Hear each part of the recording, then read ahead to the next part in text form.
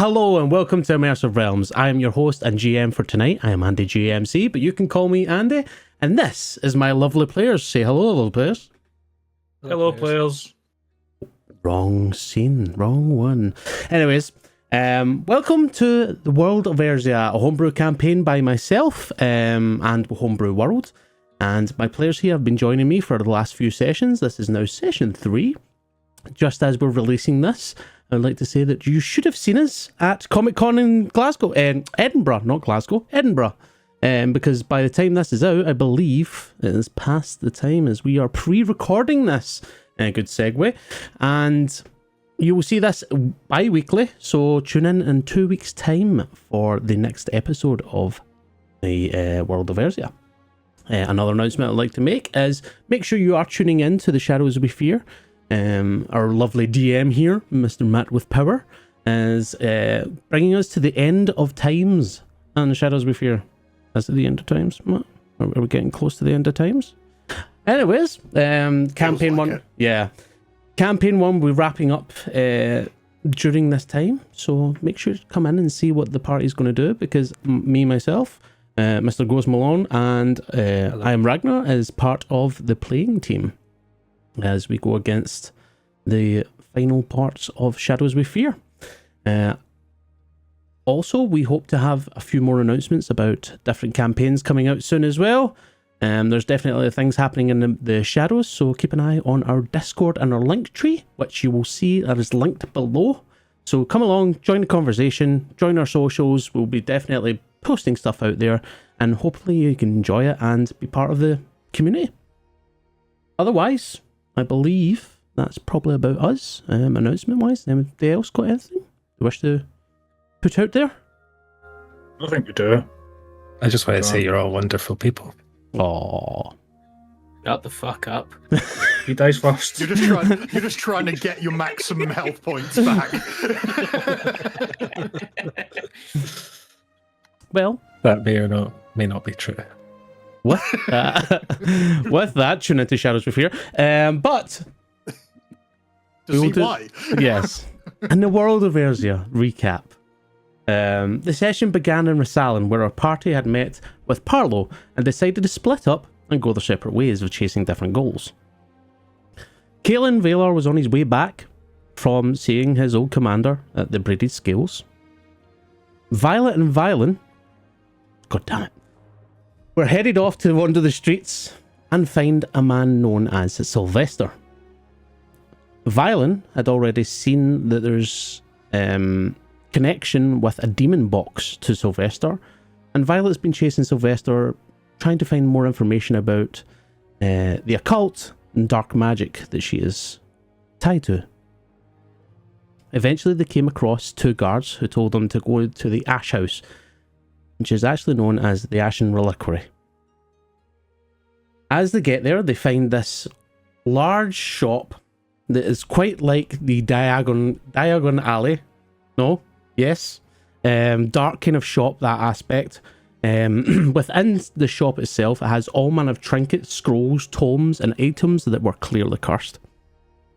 And the interior itself is completely coated with ash. Upon its shelves, upon the items, upon some of the clothing items that the actual people were wearing. However, as a slight contrast, they met a person called Jerry, and she wore bright colours, and her personality was quite warm and welcoming. She fetched Sylvester for the 2 party members, and Sylvester came out, and Violet asked him certain information about her ailment that she has, these shadows that kind of curl up her fingers and seem to show whenever she has her gloves off. He didn't really know the specifics about it, but took some of her blood and said he would look into it for her and to come back within a few days. At this point, he also made remarks beforehand, that he could smell dark magic off both of them. Violin asked what he meant by this, and Sylvester seemed to pick up on the fact that Violin has some aurora around him. Like this aspect where dark magic seems to take hold with him as well. Eventually, they left and started heading towards the parallel tankards, waiting for their companions. On the other side, we had Revan and Keros go to see the Golden Scarabs, to which they met the Gramath Kulikanti, who greeted them and allowed them entry. Only Auric was present, and the Roost, and gave them information on a new thieving party in town that they had stole from a museum. Golden Scales. This party that stole the Golden Scales had been led by a person called Melassa. Guards are a little more anxious, and they're definitely more present within the city of Rassalen, so the party had to be careful. But he also lets Revan know that Zizi and Jagara were both looking for him and would meet up with him at some point. At this point, Keros decided to ask a little bit more information about the black mark that he had on his palm, which he found out that he was actually maybe a bounty or a trial. And he would find out more depending on the time that passed by. He also told him to go towards the Gull and Gaff at the docks, which is more his crowd for Keros, which they went. And there they found a typical pirate sailor fashioned tavern, and they came across somebody called Laratham, which is also known as Larry. He was quite joyous and gave out stories and sang songs, and Keros eventually caught up with him and found out a little more about Reris, another Triton that had passed through Keros' life. The legends and rumours of other ships, especially the one called the Ghostly Mist, and also tried to find out a little bit more information about the Piercing Silver, which he was told he should go back to Pericon to find out more. Once this had concluded, they decided to go back towards the parallel tankards, meet up with their friends, and just as they were about to set to bed, a woman came in known as Celine Marchand. She introduced herself as a friend of the acquirer, Truzil, and said she was looking out for them. She gave them a little bit of information about Urindal and the place that he normally used to frequent, which was the Velvet Tankard. The owner, Lady Seraphine Duskelk, was a good friend of hers, and they were going to go to there in the morning and meet up and find out more about Urindal there. And just before they drifted off to sleep after the meeting, Violet experienced a dream. Smoky, mysterious and cold. She seen the sight of Sylvester's fingers pulling back and a vision of her house back in Eldor Vale, and a man in a stormy night stumbling to her door, being opened by her younger mother. And that is where we left off. So party. As the morning breaks into the rooms that you're staying in, each of you is sharing, well, four of you, sharing a room, Violet having her own. You hear the hustle and bustle of the city outside. And you do whatever you want to do now. You can go down, get some breakfast, head out in the streets, whatever you would like to do. You guys tell me. Breakfast. Breakfast. Breakfast sounds good. Revan will take some time, wash the grime off him, just in a little wash basin, while muttering a prayer in Elvish before putting his dirty clothes back on, his armor, and then heading down to breakfast. Okay. I don't know if I need to do this every short rest or every long rest, but can I do the ritual on my weapon? Yes. Okay. It usually takes about an hour to do that, so I'll sit and I'll do the ritual, and then I'll get myself ready and head on down for breakfast. Doesn't sound like a fighter class ability to me. Oh man. I am bonding with my weapon. Leave me alone. Violin, would you like to be doing anything? Not particularly usual things of excuse me, waking up, casting Mask of Many Faces just to maybe a bit more flush. Getting dressed and going down and get some breakfast. It's kind of a nice easy morning for Violin. Nothing too much to have to worry about. And lastly, Violet, how's your morning going? Probably she wouldn't get out of bed right away. She'll probably think about that dream that she had, wondering what it meant and things. But when she does get out of bed, she's going to just get dressed and head down for some food. Nice. Food served. Put all on Revan's tab. Parlo isn't there. Somebody else that's serving. One of the girls she normally has working in the mornings. She looks quite tired herself, but she's doing a job. She's going around making sure everybody's sorted. And eventually, once you've all ate and all had your time together at the breakfast table, eventually, you can go off to do what you wish.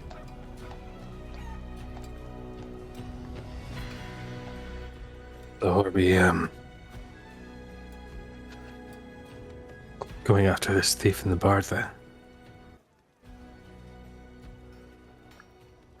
Seems we've got some payment to collect first. So we're gonna head to the Ashen Reliquary. Drop off the box. Maybe get Grumpy over here some bows for his hair. And then Fucking we.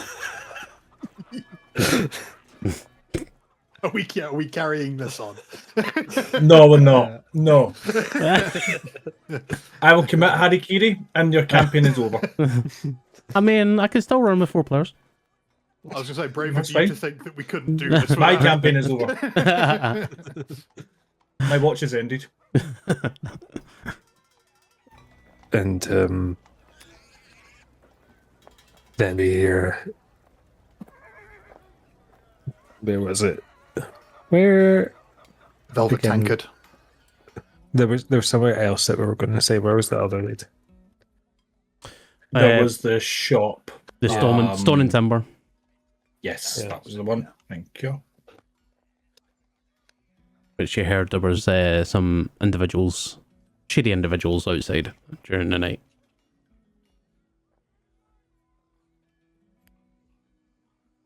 Is there anything else anyone needs to do? So where are we going first? Nope, that's the wrong accent. That was nope. Oh, I knew I was going to do that. He slipped. In today's episode of Can Nicky Remember His Own Voice?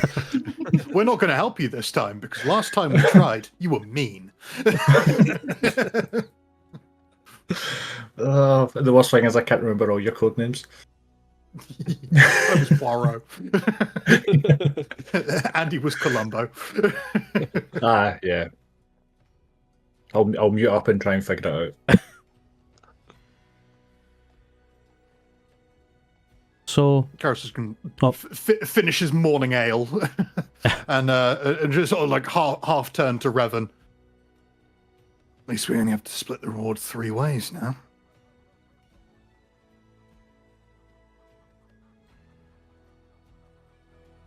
I think it'd be a sign of good faith to share with our new companions.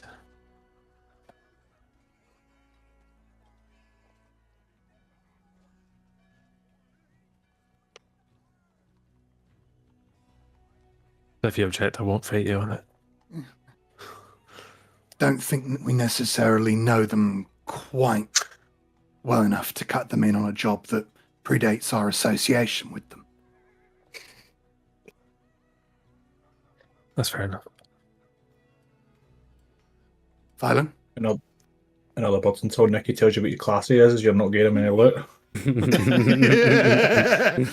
Blackmail, motherfucker. Maybe. I I'll follow suit, and it would be good to get some gold finally. Get rid of this box as well. Yeah, I've not liked having it on us, to be honest. It is be good to shift a lot of potential danger off of our literal backs and give it to someone perhaps a bit more. Not saying that we're incapable, but some more capable. Plus, we've already got another job lined up, Maybe. so it's not like their pocket's going to be light for very long. Exactly. I agree. I think we should do that and then see about our new sneak thief.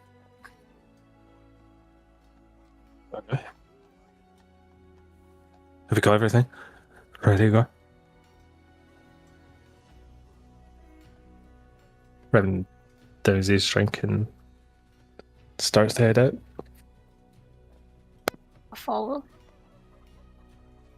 And all of you head out the Parlo's tankers, leaving it behind. And before you is a cloudy day. It's not cold or anything. It's got a little bit of a chill in the air. Only really when the wind hits past you. But otherwise, cities as normal. Hustle bustle, people going about their day, getting ready in the morning. People running off to the ships, the docks. But I believe Violin will probably be leading the charge with Violet close by towards the Ashen Reliquary. And you guys obviously described it before, but to the people who weren't there before, you guys eventually get down to the town square, where off in the corner is this shop. And you can see that there's a slight trail of soot out of the door this time. And when you guys get close, again, it's that kind of dark interior, but you can see different kind of tomes and items and the likes inside. And when you open the ting happens, and you just go inside and see the shop that's covered with ash. Some areas deeper than others.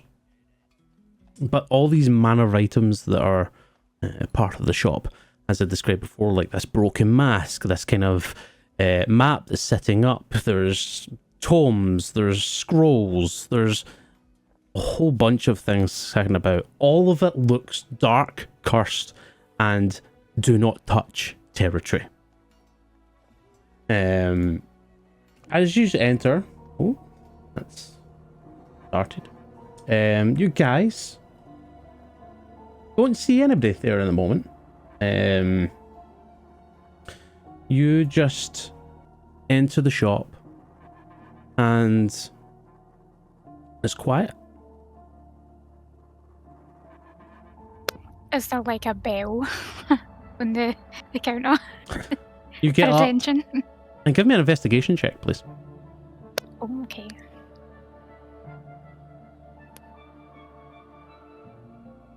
Investigation. An 8. There's ash everywhere and like some like parts of parchment and stuff. You don't really see a bell on top. Fair enough. Are we sure we can trust this man? He's an odd character, but he seemed right of sorts. Would you mind if I just sort of called out to him? Any objections to me? May as well. Go. Yoo-hoo! Big summer blowout! Monsieur. Monsieur. Sylvester? Hello? You hear sort of rustling in the back, definitely movement, and then you hear the I'll be there. And then silence again for a moment. I quickly turn my back to the party. Oh, he might be a vampire. Unconfirmed. Just a sneaky suspicion. Just while we're... Oh, go ahead, sorry, Ghost. Can I just prep my... like, activate my divine sense as soon as it comes into view? Okay. What does Divine... Just give me a... what does it pick up again? So you can sense anything affected by the Hallow spell or know the location of any celestial fiend or undead within 60 feet that is not behind total cover. There is a number of undead, and when you look around, some of the objects are part of it. There's jars that have some sort of eyes that kind of move. There's fiend stuff more in the back. I would say that your sense picks this up, but you realize it's not like an actual like full-bodied fiend. You're just picking up trails of fiend. It's not like there's an actual fiend back there. But that's really about it that you sense in here. It's mostly just the items that's kind of around you. There's a few dotted about. And eventually when Sylvester comes through, which I presume you're hoping to get a ping off of, you get nothing. And as he comes through, he has a black high-collared kind of robe on that's got like a silver parting down the front. Long sleeve, kind of wizard sleeves, and his hair's all down, kind of rustled a little bit, and you guys see when he reaches out to go past the curtain, the ones who weren't there before see the elongated elven fingers curl round, and then as he comes out, he's like, "Oh, hello. I presume you are back to find out more. What can I do for you?"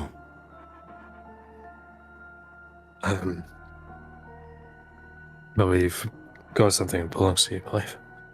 I'll go into the bag of holding and pull out the box. As you place it onto the table that's in front, like lightning quick, he quickly pushes it towards him, and he looks at all of you. "This has not been open, has it, for a while?" Certainly not by us. The last curator went mad. I don't know if he opened it or not, but he was obsessed with the box. He picks it up. Now, you guys remember it was opened, but they managed to reseal it. He picks up the box and starts like examining it. "The seal seems to be in place." And he props it back down. "Okay." He waves his fingers, and a black mist goes over it, and the box disappears into the black mist. And then he goes, "I believe payment is due." And he goes back into the back. You hear more rustling about, and eventually he comes back out with a chest. Small chest. And places it. And goes, "This is your reward for bringing this to me. I appreciate it."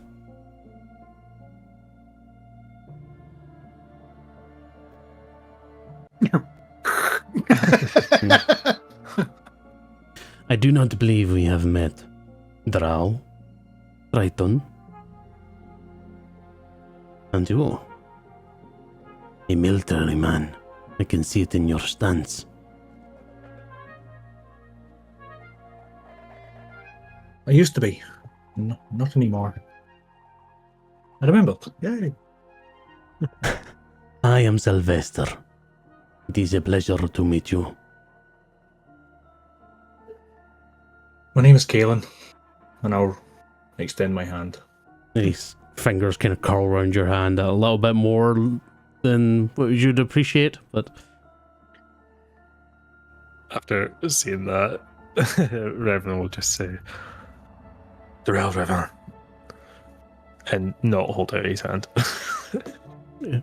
doesn't take it, then doesn't. He just nods at you and looks at you. "You seem to have a persona about you. Drow societies. Were you one of the higher ups?"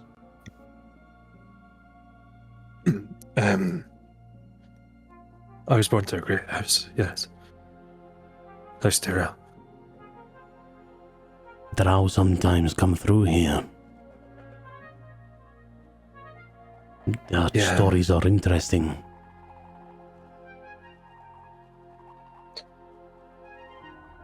I mean, Amahel is close. Ah, Amel.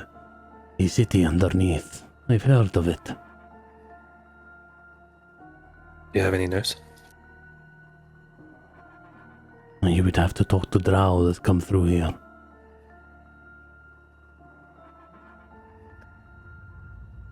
And you, Triton. Very quick before I do address him myself, Violet and Violen, how much did you guys, or would you guys have told us about your meeting with Sylvester? Probably just, I don't know about Violet, but Violet would probably say just about the box itself. Yeah. Very, very ashy, very, very sooty, and the guy's a little bit creepy, but seems legit. I think Yeah. Violet would have probably just mentioned the fact that she was looking to speak to him and to try and get some information about something. Okay, interesting. Okay, in that case, yeah, I will. I'll extend a hand. Garros, nice to run across another person so far from home. Knows of my people. Tritons are interesting folk.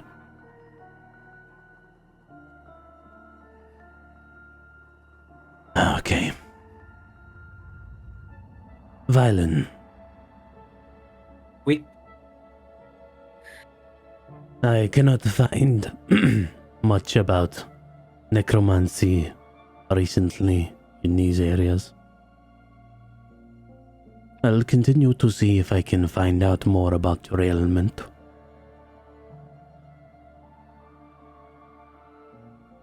Violet sort of blushes a little bit, looking back to some people that don't quite know about that. But yeah, that's fine. You did not warn Sylvester. No, he didn't. No, of course he didn't. Of course he didn't. Thanks, Sylvester.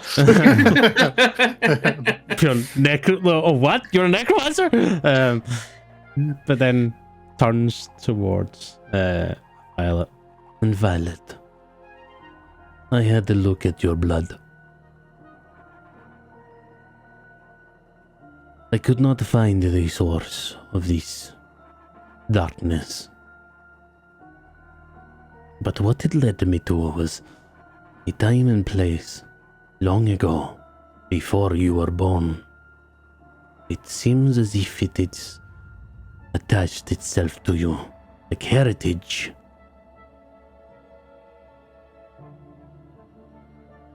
I do not know much more at the moment.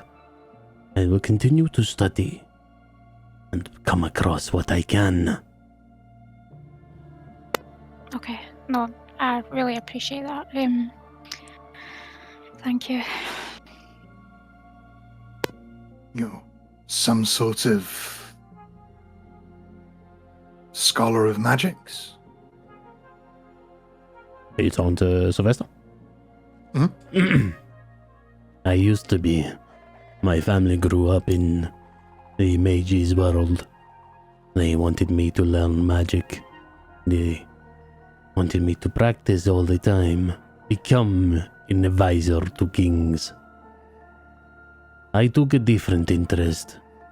As I'm sure you all know, when you grow up, you rebel a little. I wanted to see the dark side. I wanted to delve further. Find out why it was so banned, looked down upon, taboo. What I found was dark magic can be destructive, corrupting, but it can also open up new areas, understand different things. I'm not saying that it is good to use. Necromancy is not something you wish to delve into, but it has uses. We understand the spirit and the soul a little more under necromancy. So if you use it for the right cause, you can learn a lot more.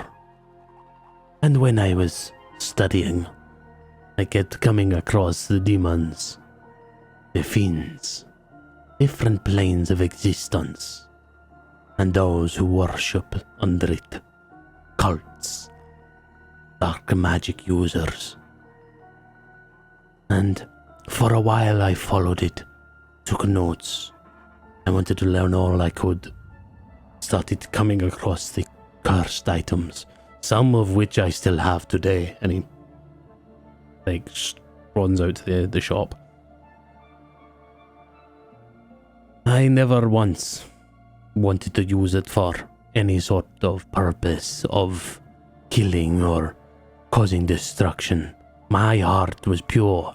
I just wanted to find out more and how we could use it to better ourselves. So you could say I was a scholar, in a sense. Most of this is self-taught, self-chased. But scholars come to me now, especially for the occult and darkness. My thirst fell. Knowledge. History. Something to be respected. And as you mention, strange magics from other places. I wonder if you might be able to tell me something about this. And Karis will dip 2 thumbs under the collar of his shirt and his coat and pull out on a waxed leather cord and wrapped in fine silver wire a shard crystal, black and green twisted together like smoke in deep water.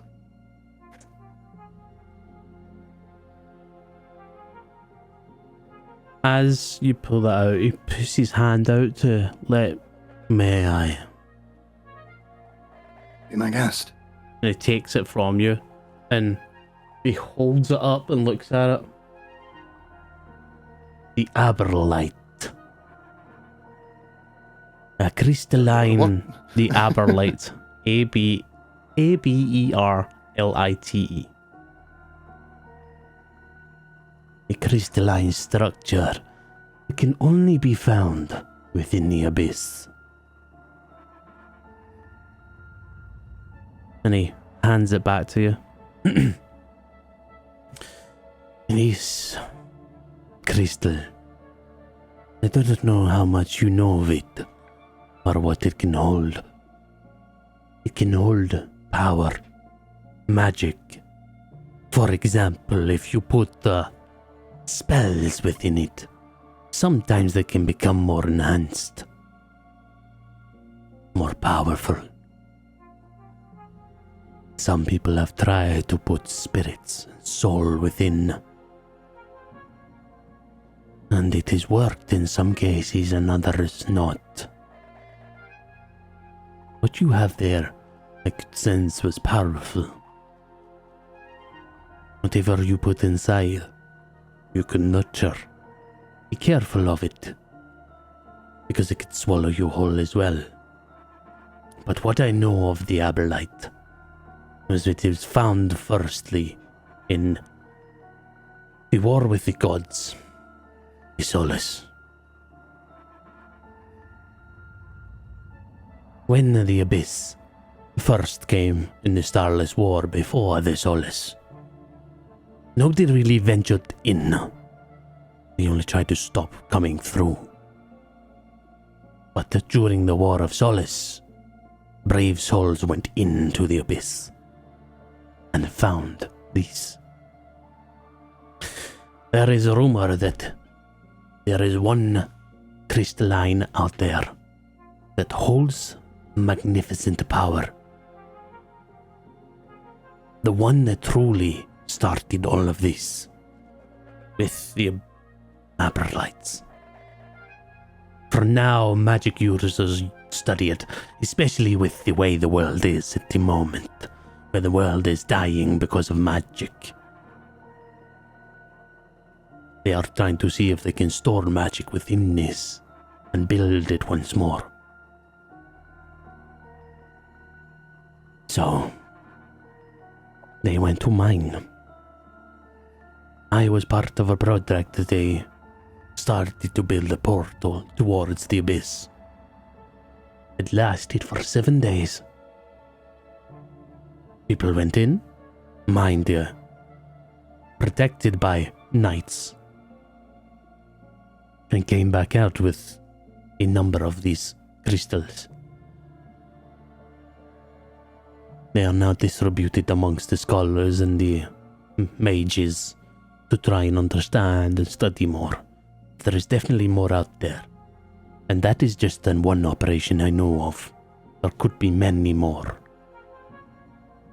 Is this portal of yours still functional, operational, or? No. Because when you go into the darkness, all it wants to do is consume. And it caught up to us. To them. I sat this side.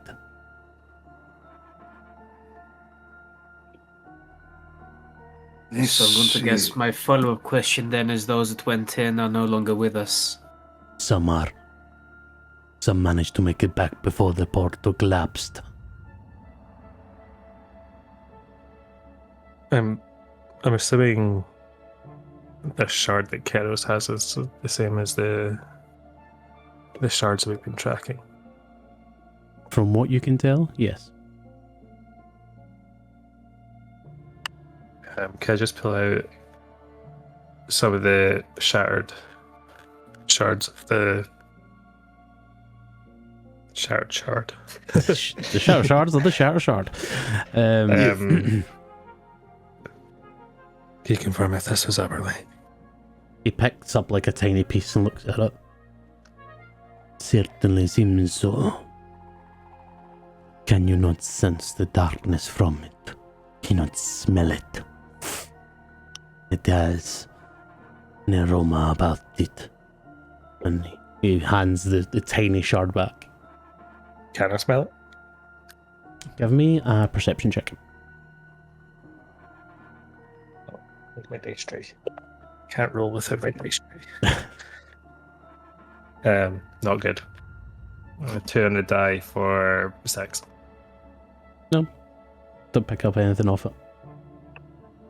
I will say though. Do I recognise? Sorry, do I recognise this? Give me a. You either give me an Arcana check or a History check. Okay, let me see what one's better. And I would like to say, Violen, you feel a slight kind of magnet pull to that shard that Keros pulled out. I know it wasn't just those sexy eyes, there was something else about them. I went with an Arcana, and that was a natural 20. Nice. You never seen one of these. You actually don't really know truthfully what it is.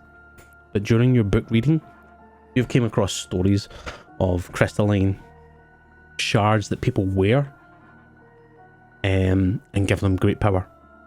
You've came across one story that one person during the War of Solace, one person apparently held one that was magnificent and had so much power behind it, but has been lost. Okay. I should be clear. This is no simple relic or trinket from a mining expedition, or indeed any scholarly trip into the abyss. This is something that I personally returned from what I'd assumed, I suppose, is now confirmed to have been the abyss. He cracks a smile, it kind of curls up a little. There is a little more information. Yes, we have been mining it, or tried to at least. But of course, when there is power that can be nurtured within these, the gods before they left us was vastly interested in them. The divine quite liked their little trinkets of shards. In fact, some say they put a bit of their own spirits within these shards and scattered them across Ersia. For one day to return, to get past their vows, as forged as weapons within the War of Solace. Years later, nobody truly knows. They are mysterious in a way. We are only just starting to understand them now. The shards, that is. I don't think we'll ever know about the divine. And if I did desire to strengthen, to feed the shard, as you mentioned, how would I go about such a thing? Strengthen yourself. Make yourself stronger with magic. It evolves around you if you are tied to it. The stronger you get, the stronger it gets. And then you can call upon its power. The more you call upon its power and use it, the stronger it gets. But be careful. If you pull it too much, if you use the power in ways of sacrifice, it can surge it, and eventually shards break. Sort of glance at the. So I assume Revan's like taken the little pouch out and like popped it down on the countertop to retrieve one of the pieces. Sort of like glance at the pieces of the shard that they'd retrieved. You think if a shard houses divinity, that someone could use this to reach apotheosis? Of course, it is rumored. Nobody truly knows, but if you have a bit of power of divine, who knows what you could do with it, what you could achieve.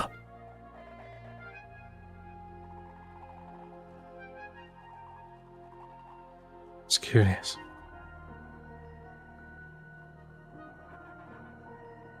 Your studies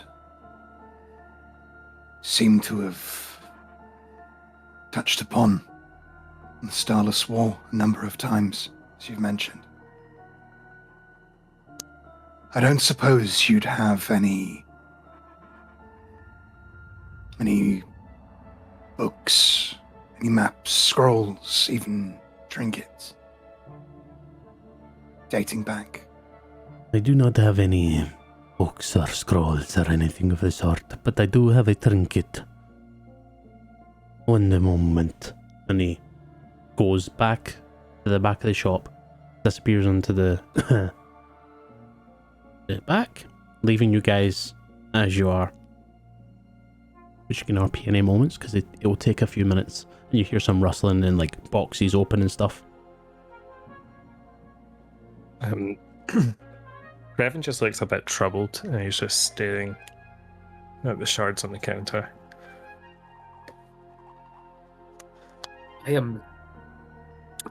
I think I'd need some fresh air. I'll catch you guys. I'll just be out, and that's believe.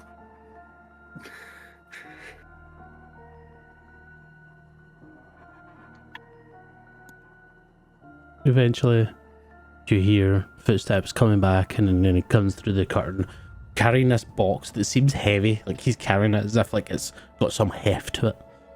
And he places it down, and he unlatches it, and then says a few words, runic words that you don't understand.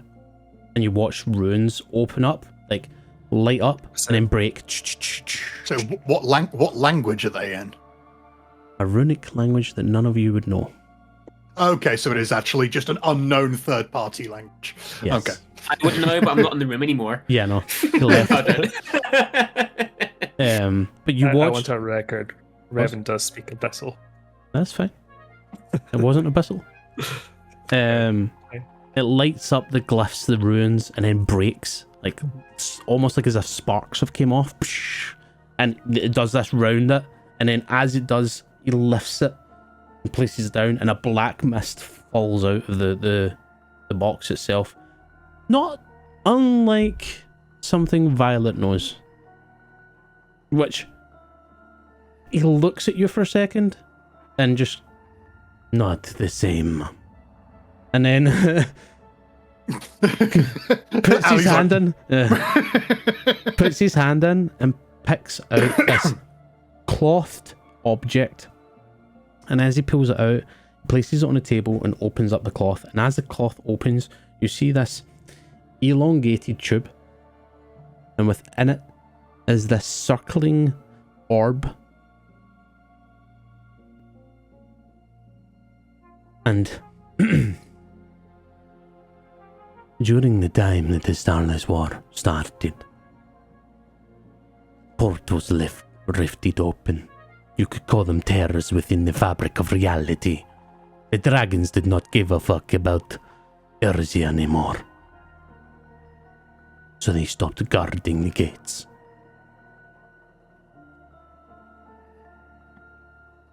People tried to shut them but didn't know how. Even though magic was raw and powerful, it was hard to control. This, and he leaves it within the kind of the cylinder, the tube. This orb was an essence of the portal, essentially, part of the abyss, but with magic tied within. Using it is almost like a catalyst. They put this towards the rifts. Things like this that would close or make them unstable, the rifts. For a brief moment in time, it would open up the rift further. More creatures would come through. But because the rift became unstable, it shut. And so these orbs would be gone. They were one-time use. These orbs contain sacrifices within them, pieces of souls. I have no idea who this belongs to. I just came across it in my studies and travels. But this is truly from the time of the Starless War, because it is the only time known that these orbs were created.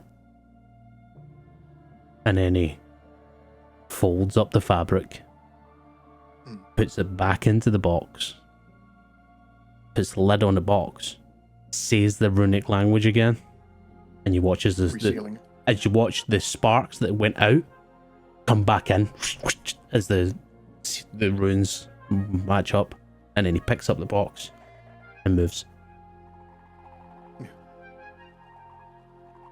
As you may be familiar from your own studies, those tears, those portals,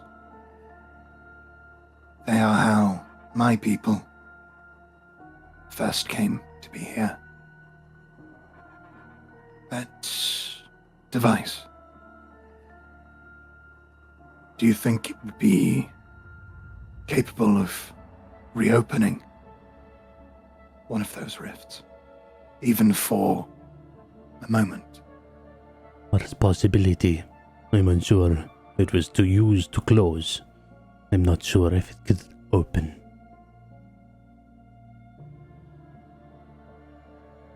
Is there something that you would be willing to look into further?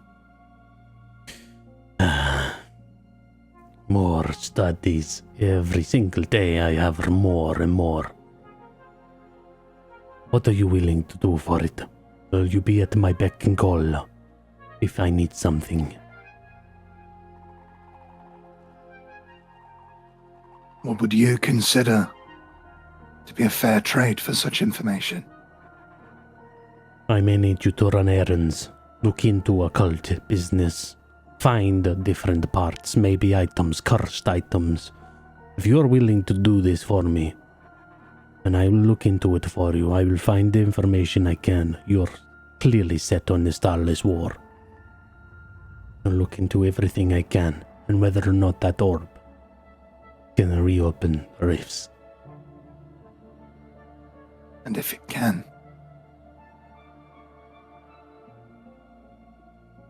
it is another way of doing it. Like I said, I was part of an operation that built a portal. Took time and effort. Magic is now more constructed. We can create portals to the abyss. Not that anybody would want to.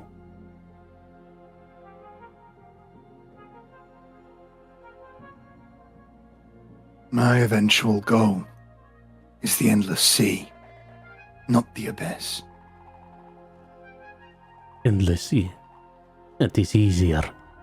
I'm sure you do not need an orb like this to find portals for yourself. You think there are some still remaining?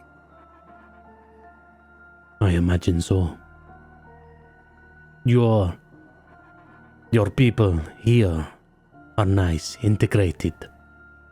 But I do not know if you know the stories of Tritons that came. They tried to conquer during the time of the Starless War. But they found that the people here were hardy. They had better movement on land. Tritons did not try to get on land. They only stayed within the sea. So weapons were built. And during the fighting of these abyssal creatures that came through, the Tritons tried to take over, but were met with such force that they fell back. A few of the clans stayed, which is where your ancestors. That is why you are here now. But the others, they went back to their kingdoms in the Endless Sea. When did you learn this? This is not part of any of the histories I've learned. I studied portals for a while. One of the big portals and rifts stories there is was Starless War. And of course, the fake creatures that came as well from the Fair Realm. The Tritons, the Abyss, even the Divine. I looked into it as much as I could. Well, as much as I was focused on the rifts themselves and why.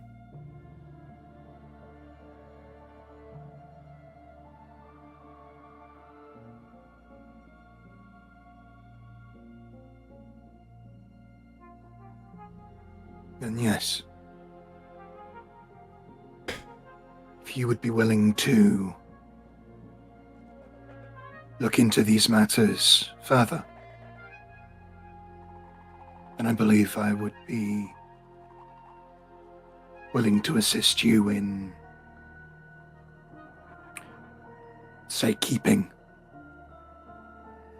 Sort of gestures to the various cabinets and curios around the shop. It is Items dangerous. like these out of more unscrupulous hands. Yes. I will send messages at some point. For now, I have a demon to figure out and hopefully contain. Any other questions?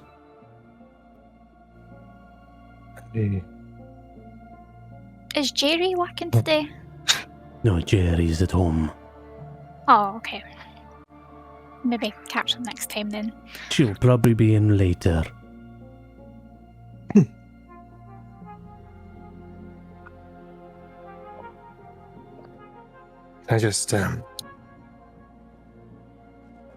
Can I just ask, have you ever heard of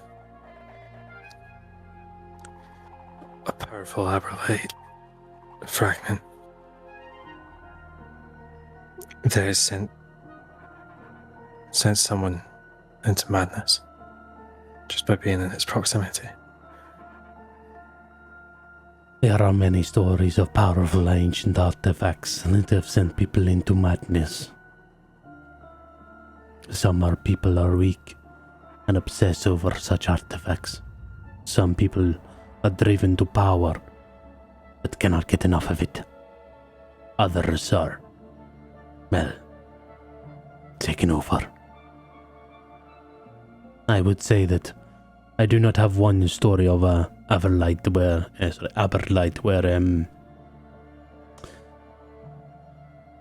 I would say that it's common among many artifacts across Ersia.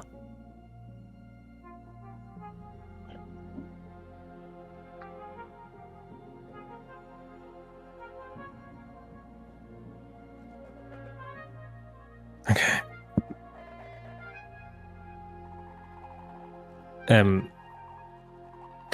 Andy, did you have an answer to my DM, Vincent? Sorry, I have not looked at the thing. Yes, I do. I'll send it to you in a second. It was 2 seconds. I have it here. I need you. Zul'jin. Is it? Have you ever heard of a creature called Zul'jin? Zul'jin. It is a common characteristic structured name for a demon. And to be honest with you, I'm not sure about the specific. There are many out there, dangerous. The more we can seal away and contain, the better.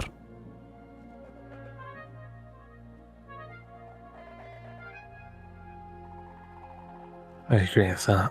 Honest.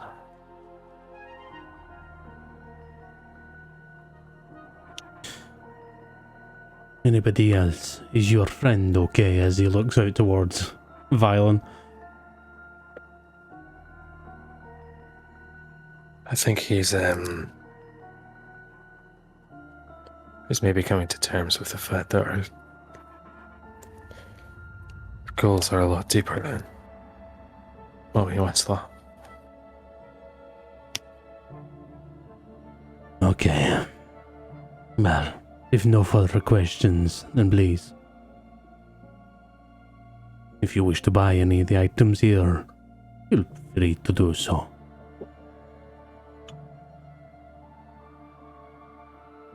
Is there anything worth buying?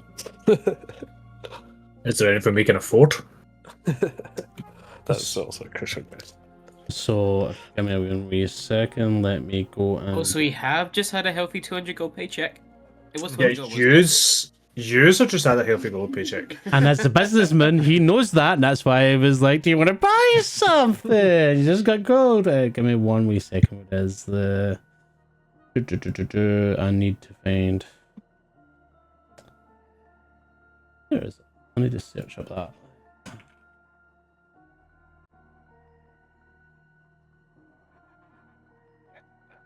So I will say there's this. I'm going to put it into the general chat of Ersia. Give me 1 wee second though. RP amongst yourselves while I just sort this out because it's. I just made that into its channel because I realised I didn't have one. Oh yeah. I'll put it in there. Let me just add. There's a good. And I love you dearly, Nikki, but you didn't almost die for this money. That's perfectly fine. I mean, I'm only here for like to hang around for a couple of days. Then I'm going back to my farm. It's fine. Oh yeah, that's definitely gonna happen. Yeah. Couple of days, weeks, months, years, whatever. went out to get milk one day and ended up involved in a world-ending catastrophe. Yeah. Yeah. It is how it is. It'd be like that. 1 minute you're milking a cow, and then you're pulling people from a burning building or a collapsing I building. mean, that's just a farmer life, really. Yeah. Yeah. I mean, hopefully not for Falcoros, because he wants to retire completely, you know? Just saying. Anyways. That's never gonna happen. Right, I have put this in. So this is all the items he's got. Whether you want item descriptions, you need to ask the man himself. Where is it? And the handouts and Ersia. Grazie. What can you tell me of these chains? He kind of saws those over to the warden's chains. Apparently a person that used to look after prisoners, once captured souls, entities. As you can see, they are built for the supernatural. What I know, their actual properties, is they help you against possession if you wear them. The only problem is they tighten around your skin and become uncomfortable. But if you're ever in need of ensuring you do not be possessed by an entity, this item would do you good.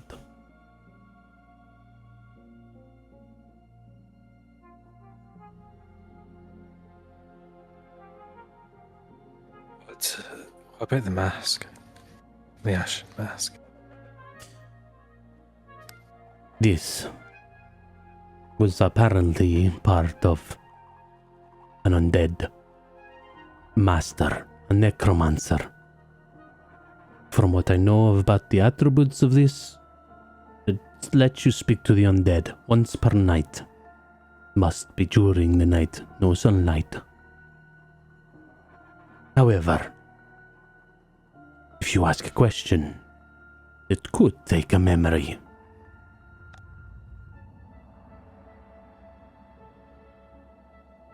Are you willing to speak to the undead that much that you're willing to give up your living life of what you know?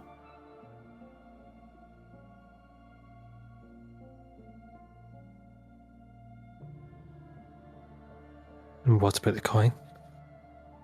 The Ember coin. It's pure black coin that's like cracked in a way that it looks like it's been burnt like completely. You don't really see much details in it. This always returns back to your pouch once it knows you are the owner. It heats up around the undead. It will give you a warning. But I've heard that, and this is how I came across it. It gives you luck in gambling. It knows when you're playing games.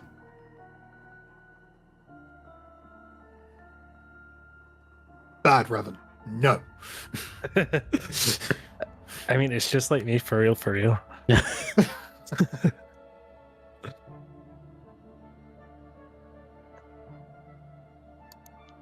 Too rich for my blood at the moment. Worth keeping in mind. Well, they are here. Whether or not they're bought in the time you come back, who knows? But I'm always looking out for more items. If you do come across cursed items, please come back to the Ashen Reliquary. Blah. I should not have named it that. It even fucks me up. Blah. Blah. Blah, blah, blah. Not playing into the vampire stuff anyways. But I will check out any cursed items you have. Maybe even try to clear them if you wish.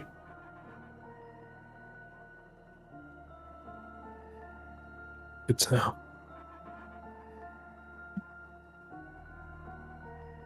How are you with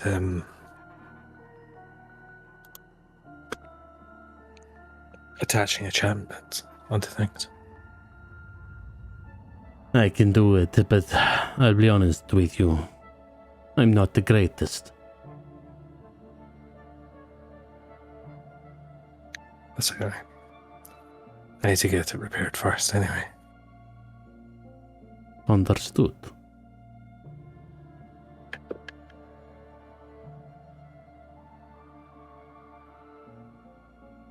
Any others? Then I must go and chat to my demon. And he starts walking away, and as he's walking away, he flicks his hand and that black mist appears and the box lands into his hand as he walks around the corner, round into the back of the shop. Where he thinks he's special. I'm always talking to my demons. Leaving you guys I mean, by yourselves. yeah, my demons will just tell me to crack open a white monster Yeah. and sing Creed.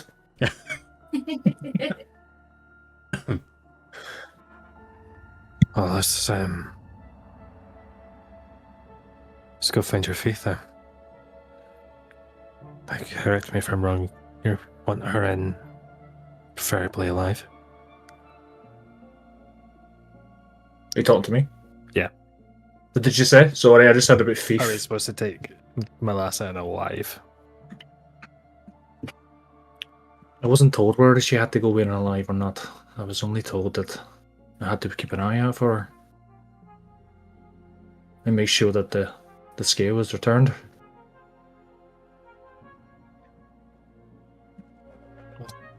Chisel's who wants this you're in Dallin alive.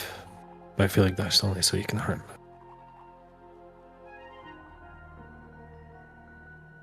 Didn't you say we had to go to a tavern? Yeah, the Velvet something.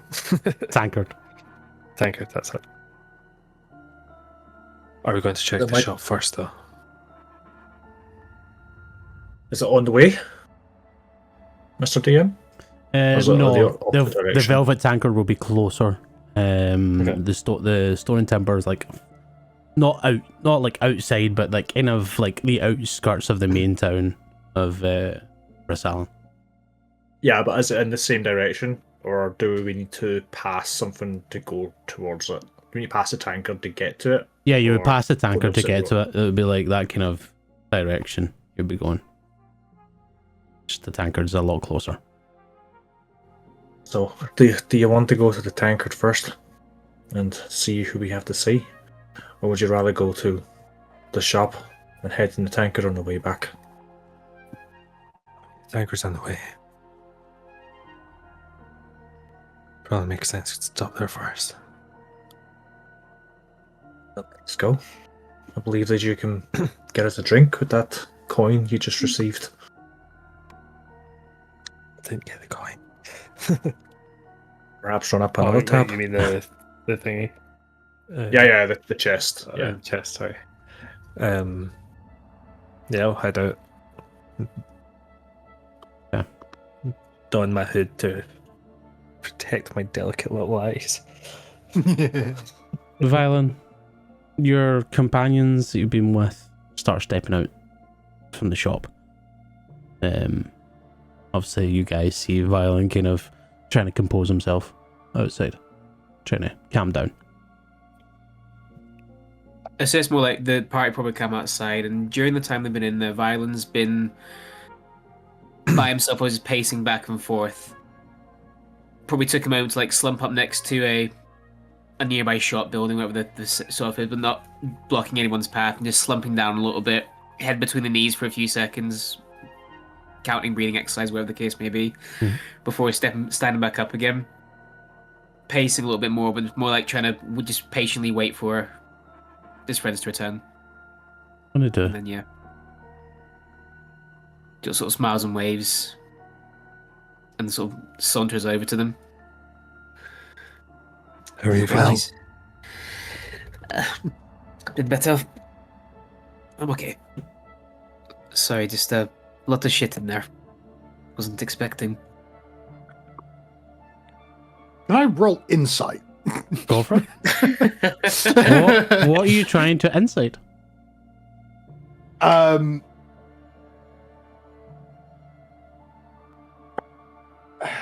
He seemed fine most of the time that we were in there until the shards came out. Okay. Roll an insight. I suppose Tangled. roll a persuasion or deception, depending if you're trying to like hide it or if you just like walked away type thing. 13. I equally got a 13. But I'm not going to take one roll. Technically meets it beats it. So you definitely pick up. You do pick up something, Keros. There's a little. It seemed a bit off when the shards come out. Yeah. It was more the case of the shards came out wasn't the issue. It was more the shards was spoken about. Is when I don't know if Keros might have noticed in the shop, Violent, like when the shards came out, you've seen them before. Also, you're traveling with them. But there would have been like the more that he was talking about the abyss and that sort of stuff. You'd have seen like, you know, playing with his fingers, playing the tilt of the sword, you know, anxiety actions before finally removing himself from the equation. But yeah. Okay. It's okay. We've got to be at the tankard, I believe, during the day to meet our new friend, Marchland. My handwriting is dog shit and I can't see what her first name actually is. Marchand. Merci.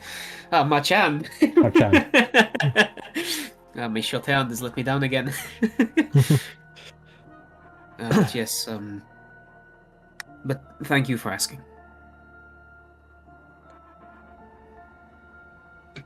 Yeah. Let's go. Shall we? Indeed. Let us go. Forever on the same wavelength with Revan, saying the same thing in a different way at the exact same time. So, you guys start traveling through Rassalen. It only takes you about, I would say, about 15-20 minutes of a walk just to get to the Velvet Tankard. And eventually, you come to the door of this lavish-looking, beautiful tavern. Almost like marble pillars that are on the outside with a few tables on the outside that are pristine condition. A little kind of porch area.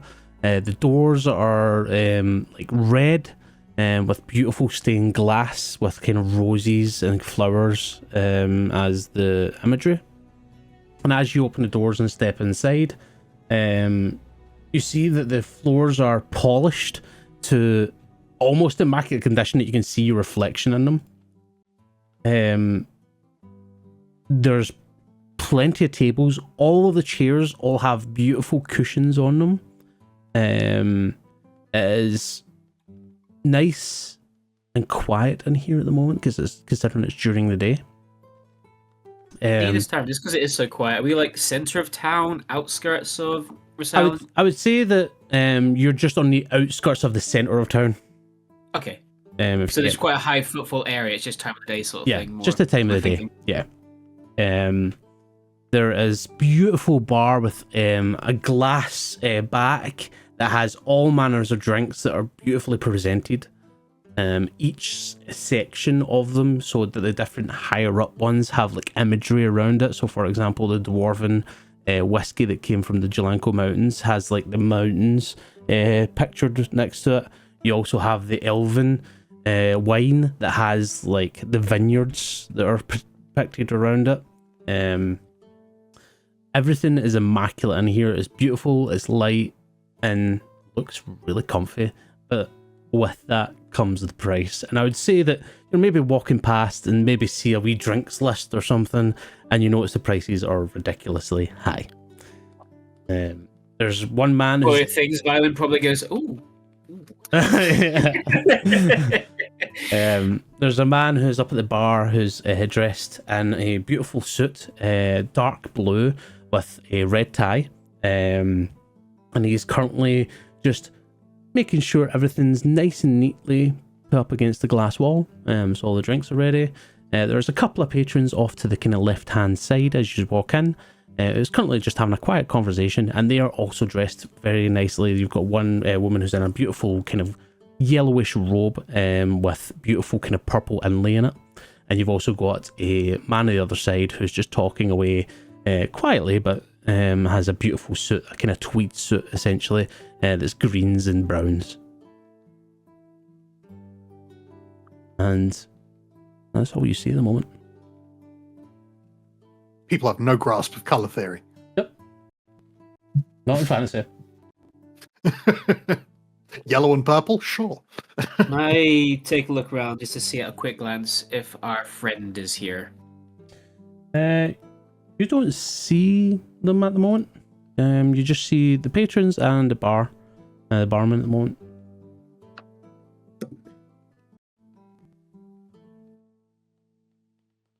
Did they say what time we had, or did we have to ask for anyone? I can't remember. I think she just said the only prerequisite was coming during the day. The day, That was yeah. literally it. So says the notes.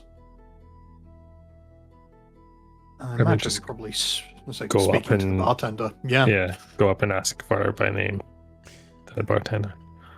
You guys walk up and he kind of clocks you guys, and you instantly, no insight required, notice the disgust in his eye. Oh, what the fuck are you guys doing here? Violet's just gonna be like,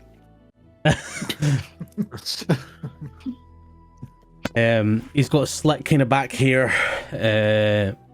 He's also got a kind of piercing that goes through his ear that sticks out a little bit. He's human. And he introduces himself as Silas Merrow.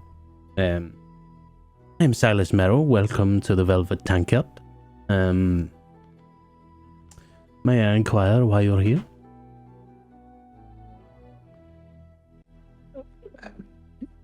We have a mutual friend, it seems. Fuck, what's her name? Is Celine? Celine. I was thinking of Seraphine. the boss. Yes. Right. Yeah, Celine Marchand. Ah, Miss Celine told you to come here. Yes. Okay. If you don't mind, I'll be back in this moment. And he walks off and goes to like a kind of office door that's off to the side of the bar and goes through it. And then quickly comes back and smiles at you and goes, "Can I get you anything to drink?" Are they on the house? No. Not for me, thanks.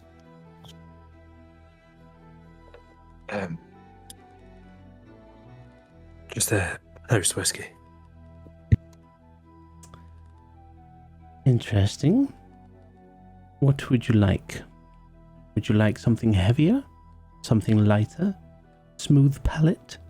Or would you like something with a bit of twist to it? Say orange, maybe raspberry. I honestly do not care, but if you give me anything orange or raspberry flavored, I'll break your nose. Is this is this a human, an elf? This What is a is human. this bartender? Is that a human? Okay. A whiskey? Anybody else? Can I try and charm him? Charm him? How do you want to charm him? Would just like to go. Actually, can we have? And I'll just do like a hand gesture, like I'm actually pointing out to certain drinks in the bar that might be there. Mm-hmm. Could we have one of these and these and these? And we were told that these were on the house. Are you actually trying to charm him as in spell wise? Yes. Wisdom Yes. saving throw? Yes. oh, here we go. I've not even been here 5 minutes. That is a 13. Oh, it's a 14 DC. It's a 14 DC. He's charmed. Which means he considers you as a friend, correct? Yes. Doesn't mean he has to do Well, what let you're me asking. double check it. Advantage for charm tips spell ends. The charm features a friendly acquaintance when the spell ends. A creature knows it's charmed. Okay, yeah, so it sees me as friendly. Bastard. Oh, I actually meant do as told. oh, my dear friend, I've done that. are you sure you can afford all these? That's not for me. It's for him. And since we're on a first name basis, my name's Kaelin, by the way. Silas? I think it'd be great if you had the drinks on the house, because we're here to do a job. And like I said here, my friend said here, he doesn't want to break your nose, and the last thing I want is to let him do it. I don't think he would like to break my nose considering the policies that we have here, but I must say you are a charming person and you are such a nice bloke, but unfortunately we've never done anything on the house, ever, since this has been opened. I don't think we've started now. Let's just kind of come up beside and just go, well, it's always the first time for everything, is it not?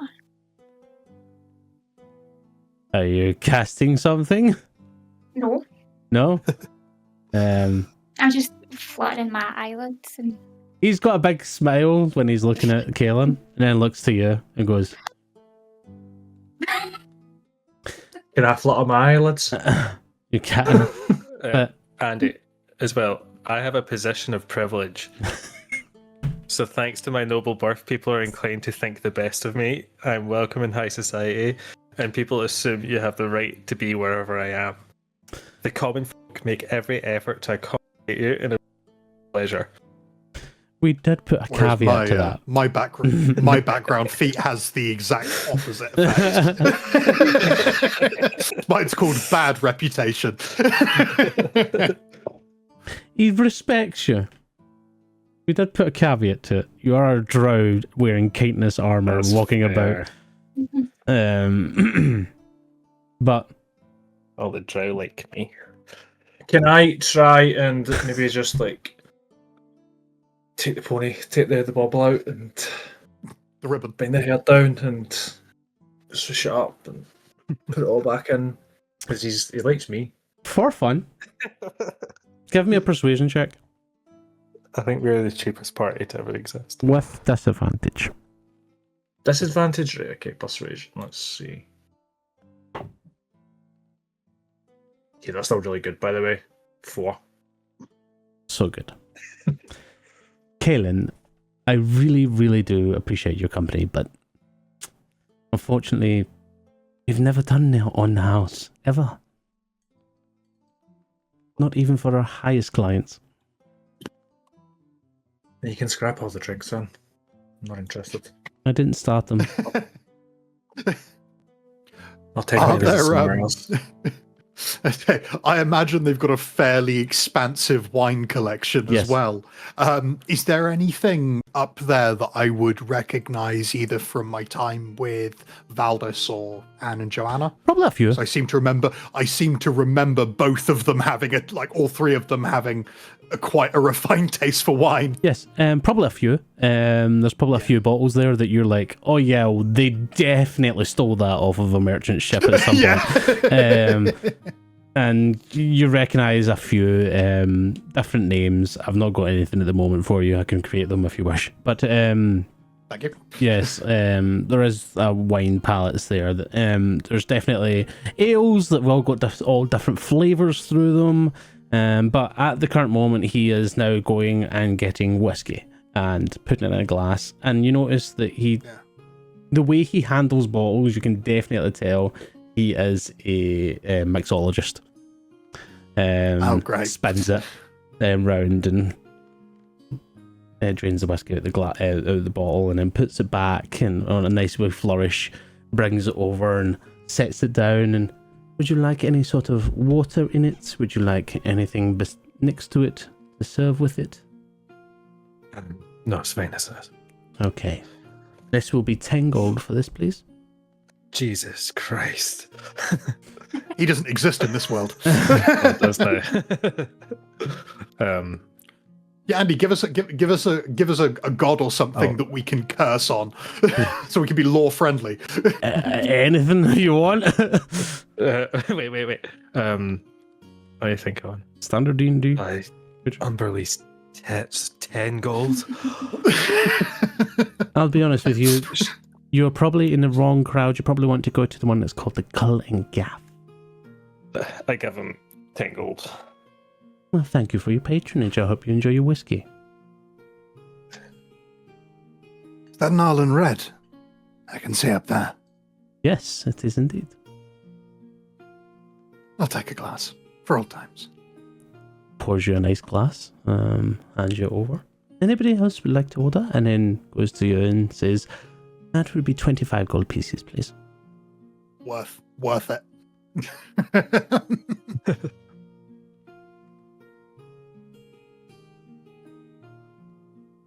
Love And that, before I like, commit to 90% of our expense has been drinks.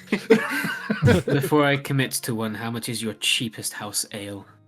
Cheapest house ale will be 3 gold. Sure, why not? Okay. And goes in. Kaylin, do you want one? Join me. No, I'm okay. Violet ale. No, I'll pass this time, but thank you. No worries. I'll slide over half my gold. Did we split the... Haven't split it yet. Violet walked away. Like she's saying, I have 6 gold. This seems like a wise purchase. Is it a nice ale? It As I is. take a nice little frothy sip. It's nice. It is nice. Okay. Not the best you've had, not the worst you've had, but decent. Your whiskey It's is. just Imp's Hideout. I'm actually going to create an ale like that. Anyways, the whiskey tastes nice as well. It's nice and smooth. Better than a lot of whiskies that you've had. Especially cheaper whiskies that kind of just burn. This has got a nice taste to it. Not very okay. Definitely got that flavour to it, though. And your wine is quite sweet and smooth. Probably one of the smoothest you've had. If obviously you had it with your crew before, then fair enough. But yeah, Well, just Valdus. just Valdus. That's fair. Yeah, it's one of our very many late night talks. And would you like water for you too? No thanks. No. My dear Kellen, you need to make sure you are hydrated. Would you like water? Hydrate that.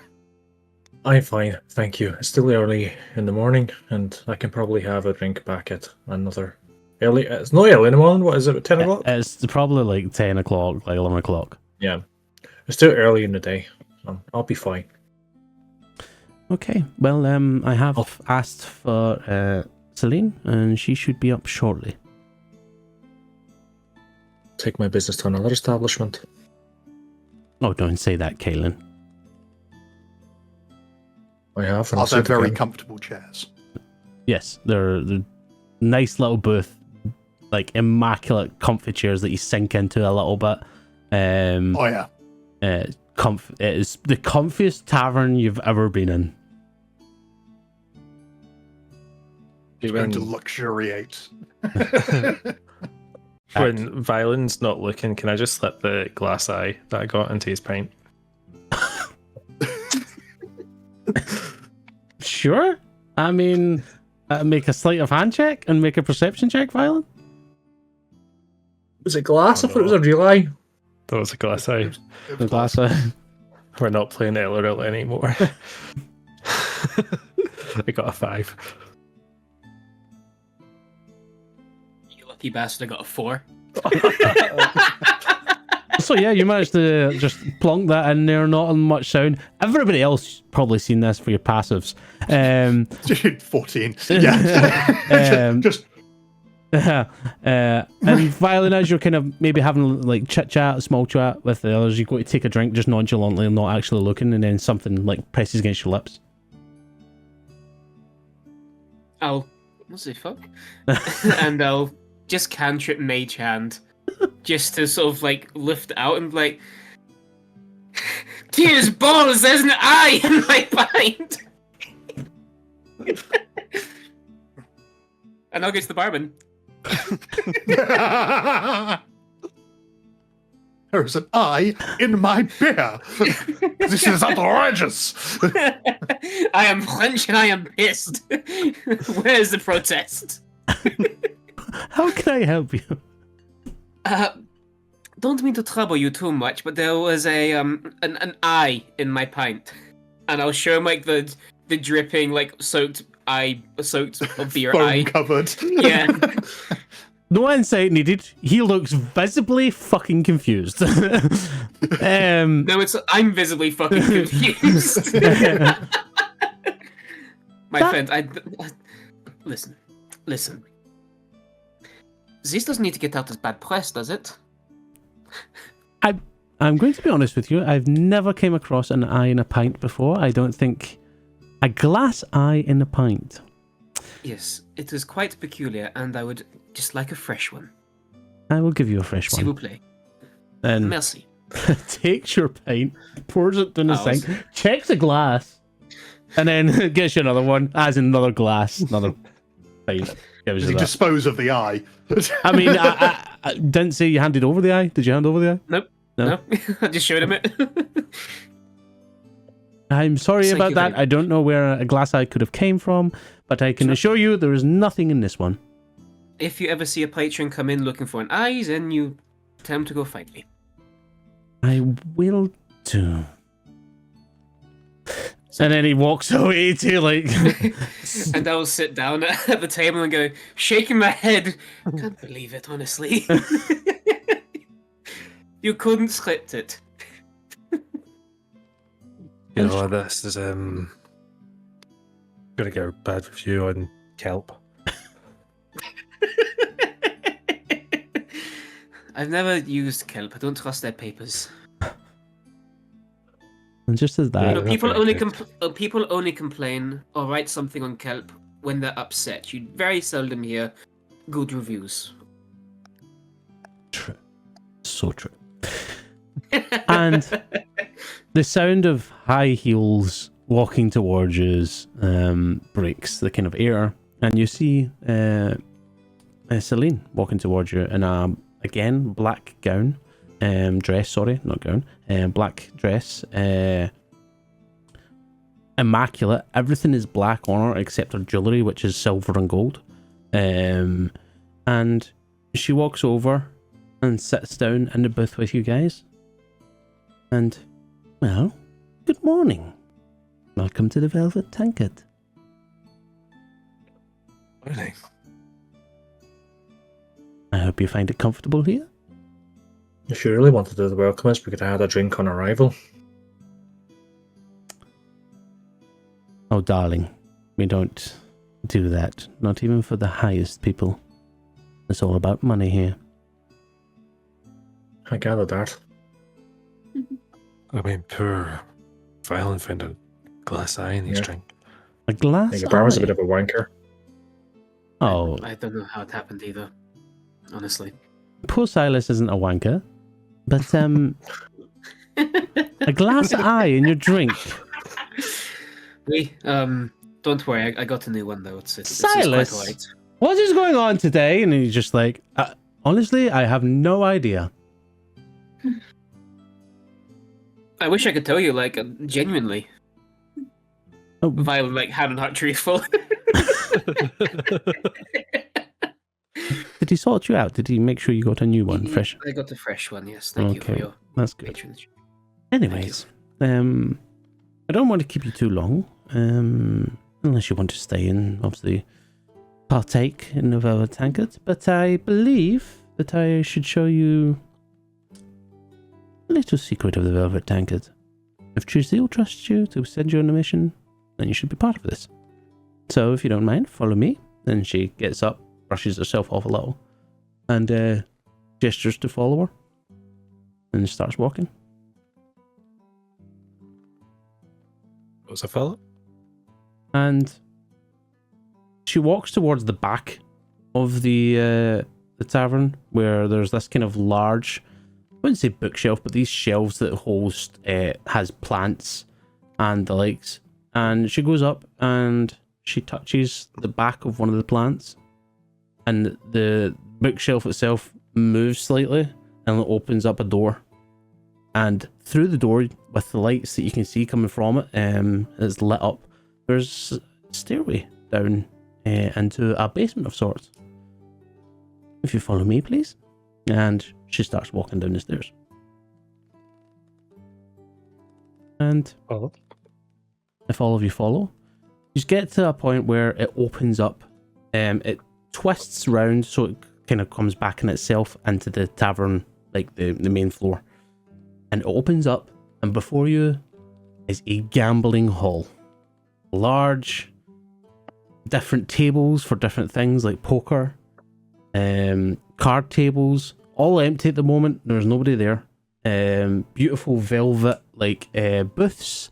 There is all manner of gambling and game-like equipment here. This is a gambling den. And at the very back, where you would imagine VIP sit, this like kind of slightly raised platform, with a beautiful round table that's clothed in this kind of purple silk.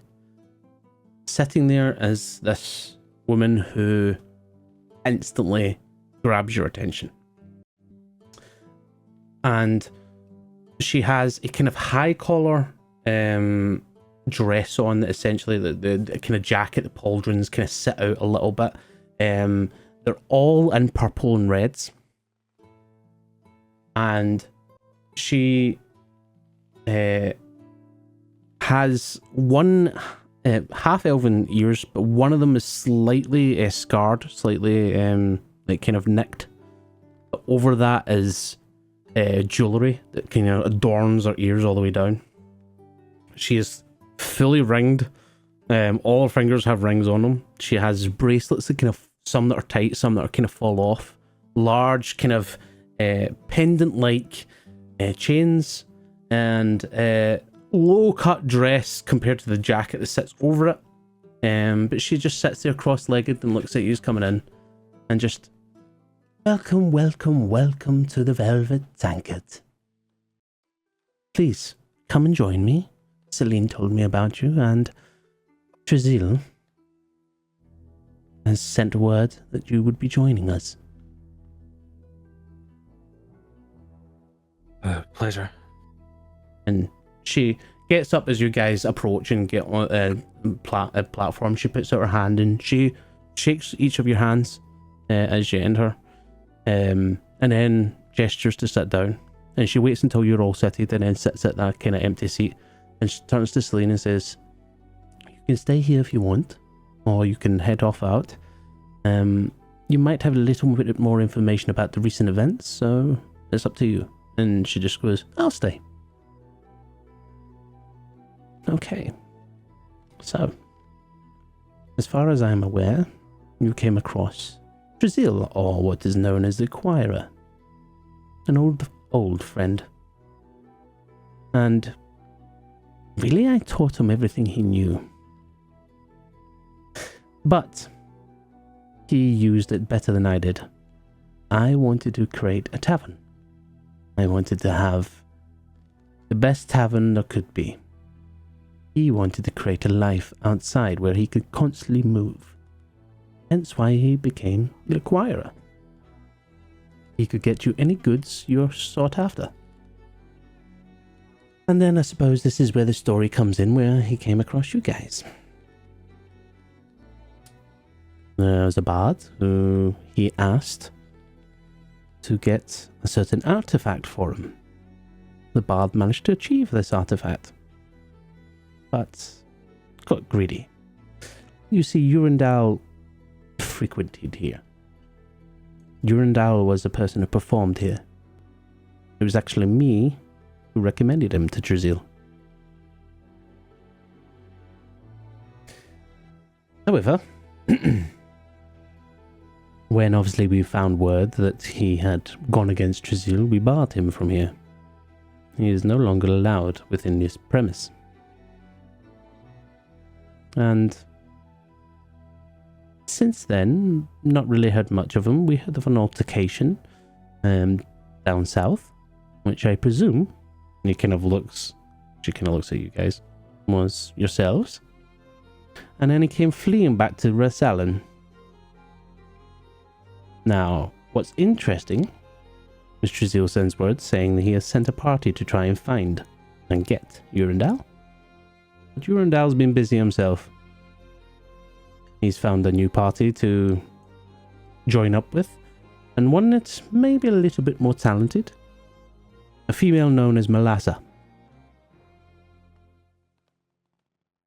Urundal sits back and allows Melassa to do her work. She is one of the best thieves that is around, as far as I know. And, well, shock and horror, she manages to steal from the museum, a very well guarded establishment, and she steals the golden dragon scales, which, my word, girl, she done well. But whispers have kind of disappeared, and she's disappeared into the shadows, as well as Urundal for a little, until a couple of nights ago, when the guards, who have been a lot more present, and we have had to bring under our wing a little, found a group of individuals near the stone and timber shop.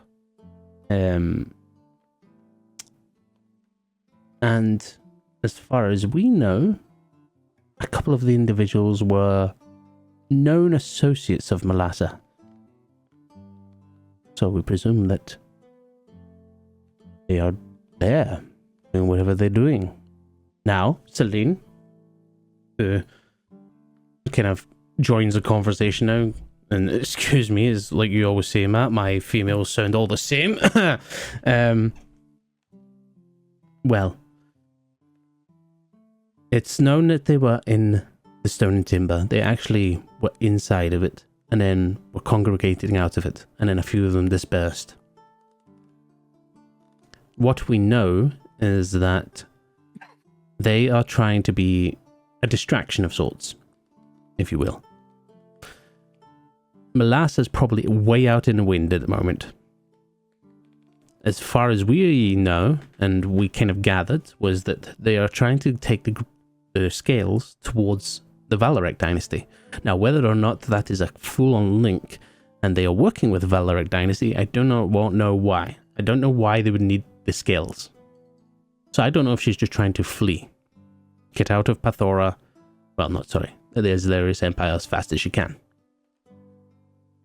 But Urundal, what's interesting is his name has been pretty much shadow for a while. Nobody really knew where he was for quite a number of time. Even when you guys were traveling up here, we were trying to find him. But recently, a few people have been mentioning Urundal. He's been spotted around. And what's interesting is that he seems to be fixated on these shards, which I believe was one of these artifacts that Trazil tried to get him, and she kind of looks towards Seraphine and is like, yes, that was the original artifact that he was to bring in. And Celine continues on. So, I think with you here, because we could make moves ourselves. But right now, with the guards being around and more presence and more obviously worry about what's happening, ourselves, the Golden Scarabs, and the Old Mark are all territorial fighting, essentially, with this new group. They've achieved something that I don't think even the Old Mark would do brazenly like they did. The Golden Scarabs are... I wouldn't say they're as bold as that. They tend to stay to smaller jobs. So, if we waded into this, it causes another territorial problem. We We extort clients, basically. We take the highest clients we can and we get them under our wing. Whether that be blackmail, gambling, so they're in debt to us, whatever it may be. That is our game. That's how we stay in the power. We deal with all. Which is why I believe Trazil sent us to you.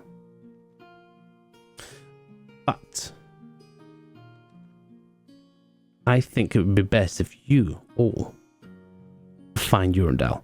Because, I'll be honest, working with Trazil, and I have a couple of times, can be quite rewarding.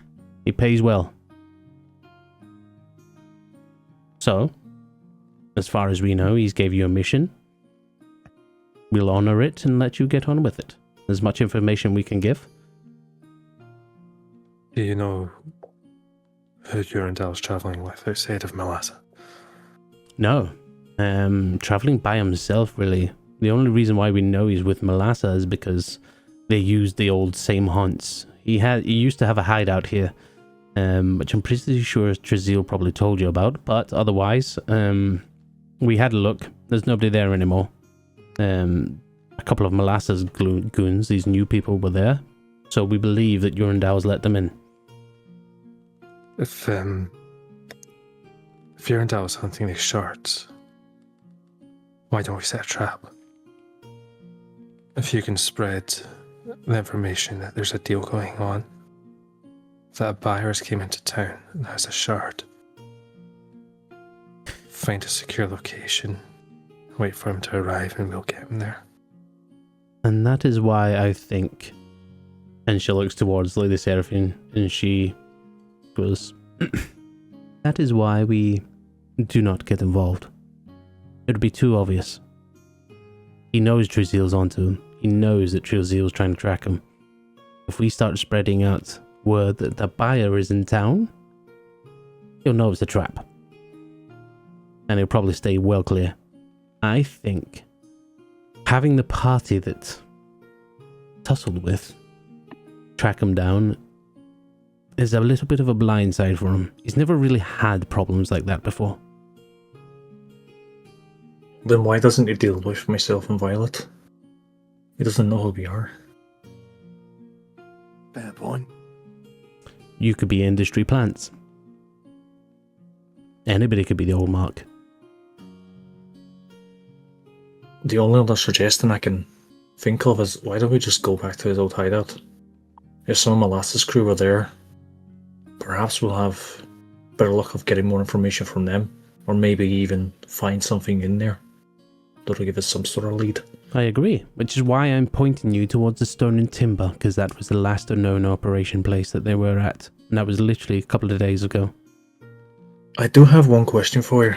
Yes. Why the Varelic Dynasty? They're more open and more not caring about certain political, well, underground political aspects. Remember, the war right now with them has been at peace for a while, an unspoken truce. But I can guarantee that they're probably looking for something to really spark it again. Valorek, the younger one, he is a interesting character, and I bet he's kind of pacing his rooms right now, trying to figure out how to get over these Jalanko mountains and take over the Islarius Empire. So, the reason why they would flee to the Valorek dynasty is they would get amnesty. They're not going to be prosecuted for something they've done in the Islarius Empire, are they? There's no way of getting over those mountains. The only way you can do it is going through them. Oh, love. The reason why they call this his last stop to the Valorek dynasty is because we can smuggle people through.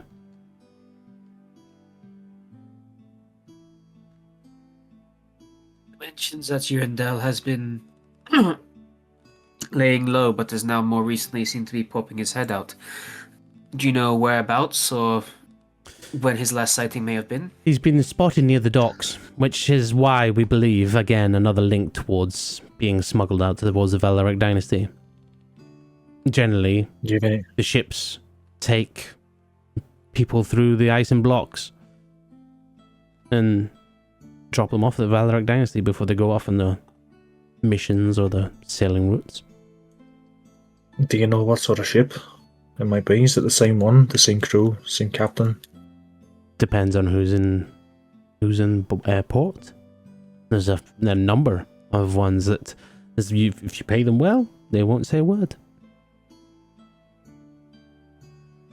We can't cover everywhere at once. It's probably best if we just go to the hideout. Yeah, I agree. Go to the stone and timber. See what we can find there. Head over to the old hideout, and then take it from there.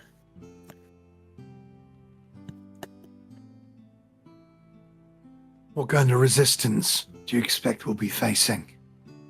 I can't imagine they'll be terribly welcoming. I imagine they wouldn't be either. Especially if Urandal, which you will be, is fearing Trazil chasing them. You'll definitely have people around him trying to protect them. I mean, he did have his old traveling crew, but from what I've heard, you've disposed of them. Any idea on numbers? I would say he's keeping it light. I wouldn't imagine he would keep it big like he used to. I would imagine he's got maybe 2 people close to him. Maximum. Others, minions, he probably set his traps. And unfortunately, you probably will fall into essentially a trap of his where you kill a couple of his minions. There's people who are willing to die for him. And then he knows where you are. But at least you're one step closer. We've, as you've already know, we fought with them before. And, crucially, he was able to escape using magic. Mm-hmm. If Trazil wants the men alive, we need to find a way to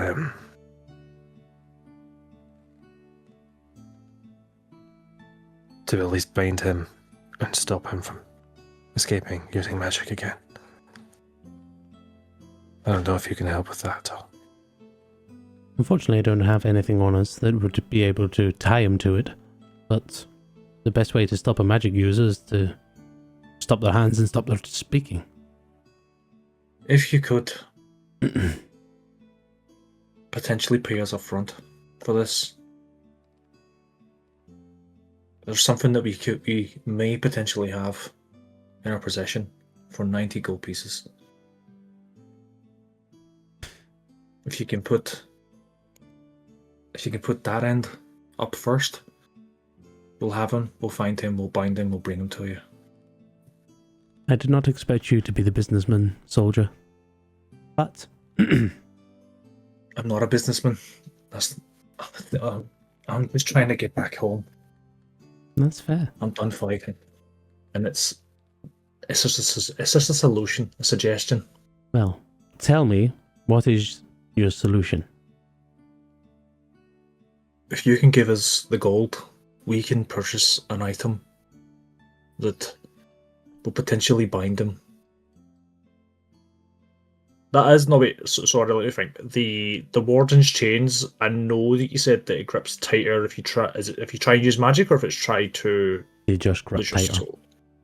They just grip tighter, so we don't know how or why they grip tighter. Didn't really specify. Stops possession. Yeah. Still could be a useful thing to have.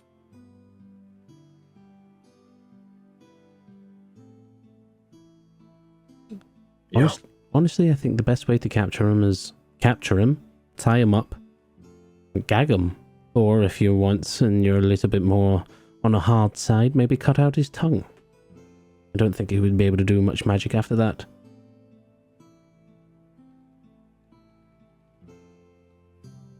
Well, Trazil did want alive. Well, I suppose he did say dead or alive, but preferably alive. I assumed that was because he was wanting to speak with him. Oh, Trazil will have his own pleasures with him. Good. I'm taking his stand. Let us not waste any more time, and let's just go. One last thing. The stone and timber. Now, from what we've seen in the Centaur Scouts out to look at, it's just an ordinary workshop and tools shop. They've definitely got something hidden in there, much like our little hideaway. So be on the lookout for false walls or false tools that opens up places. Okay.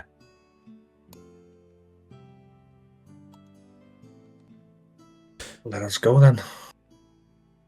I will say this, although this is a mission for Trazil, it would be nice if you come back here and give us the information that you gather.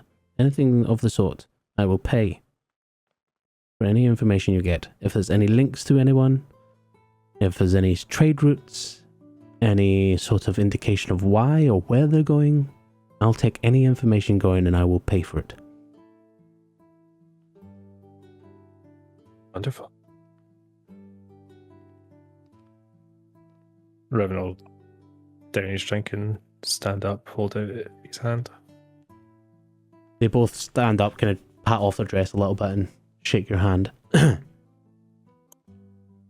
Is there anything further you would like to know, or are you all set? No, let us just go. And one more thing. This information that you want, I'm going to assume that this information is for yourself only. Of not course. anyone else. Okay. I'll leave. The more implications and, well, putting people in the shit, I'll pay handsomely for that.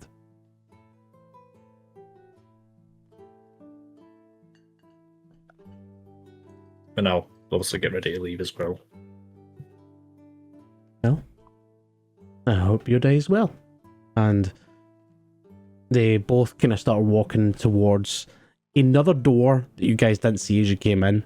And the gesture to, you can go upstairs, and once you get up there, don't worry, Silas will help you. But if you do need us, we'll obviously be here. Just come talk to us. Pleasure. And then she goes through the door that you didn't see before.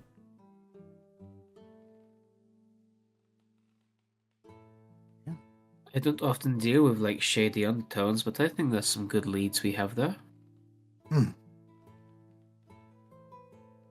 Ask me, Valen. Shady undertones, a way of finding you and not letting you go. Should get used to it by now. They tend to become the norm after a while. I'm starting to realize that the more I hang around with you two specifically. Not that I'm complaining. No. Insight check. In the meantime, as well, whilst you guys are doing a roll, oh, go ahead. But I got a 5. got a 9. 9. Revan is... We're rolling like dog shit. Yeah, he is fully sincere. He hates... Fair. Like, he hates having to do this CD Shady stuff. stuff. He actually thinks it's beneath him. But What's the high class Revan? it's not that. It's just... The man... The man had a cushy job at one point, you know? Weirdly enough, Revan, that whole vibe of talking to Lady Seraphine just reminds you of home a little bit.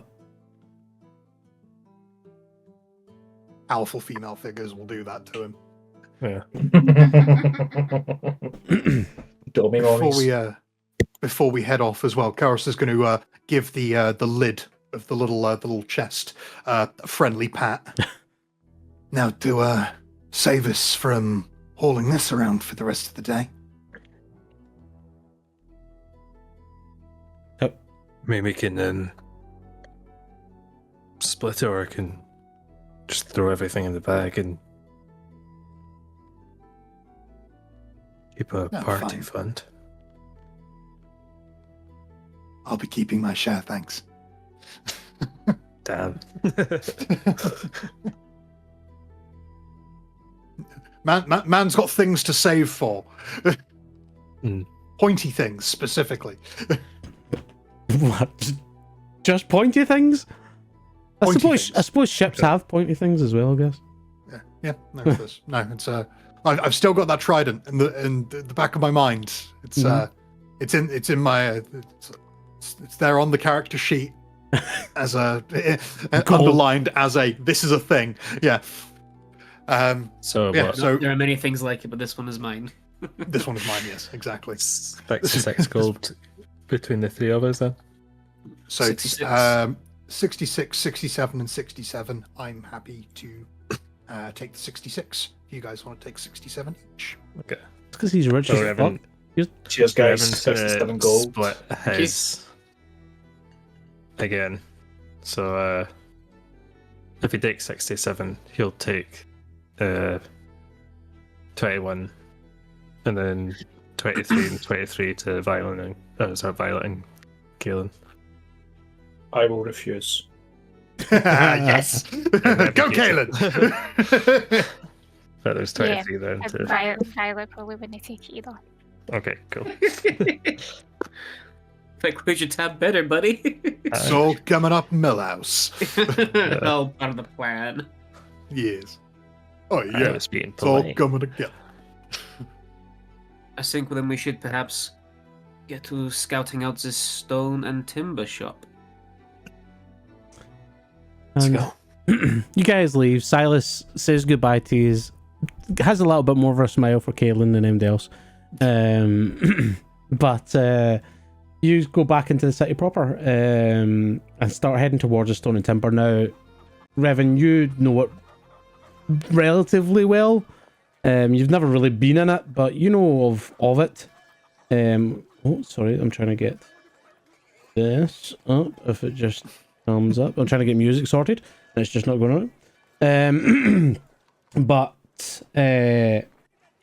you know of it relatively well, so you lead your party towards it. And it takes you, I would say this time, it probably takes you about maybe an hour, say, to actually walk there.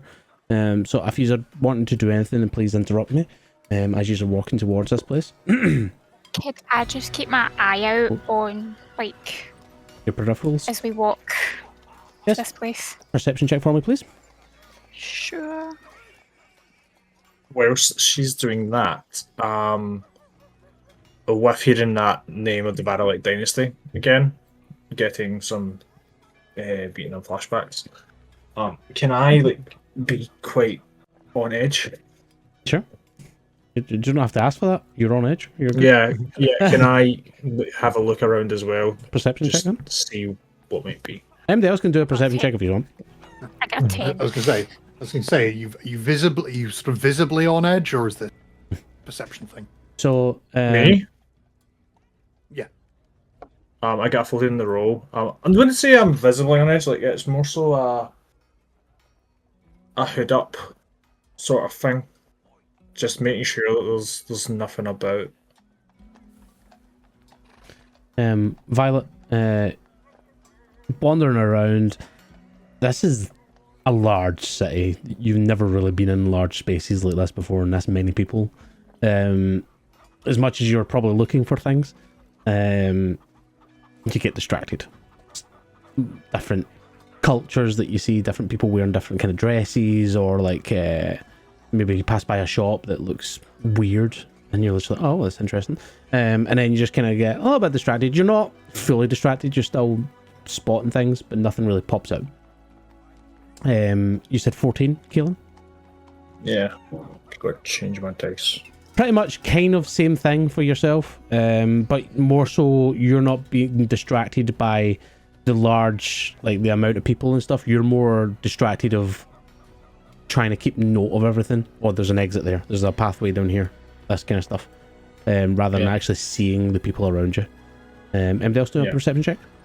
I got 18. Also, I have got my hand gripped, my blade No worries. as well, just in case. Revan? 18. 18. You're wandering around, you're noticing that quite a few people kind of look at you funny. But you're kind of used to that. apart from that, nothing much else. Perception of 14 for me. Again, you're not really a kind of inland person. Cities like this, although you've been in Pericon, which is far larger than us, still quite distracting. All these people on land moving around and not being like tight space, and you know everybody. So you're walking around, and you probably pick out a few folk that's like, oh, he's a sailor just by the way he walks, or you maybe should be like, oh, I wonder what like that is as you're walking by a shop. But nothing really else. I suppose since everybody else done one, Violent, you? I also got an 18, same as 18? Mr. Evan. You're probably more focused on reflections, I would say, just from previous, but don't spot anything. As you're walking, people are just kind of going about the day. You probably notice a few people look at Revan, kind of like, what the fuck? But otherwise... See, with that, can I make a follow-up insight check on Kalen? Sure. If that's okay. The way he's holding himself, the way he's conducting, looking back to my own past, does it bear resemblance to how I would have acted, if that makes sense, you know, from my militant background? Just see if I can pick up some similarities there, you know? A natural one, no. Nikki's hood up fully into the RP. Yeah, I'm in the RP. No, I pick up shit. Yeah, unfortunately you don't pick up anything.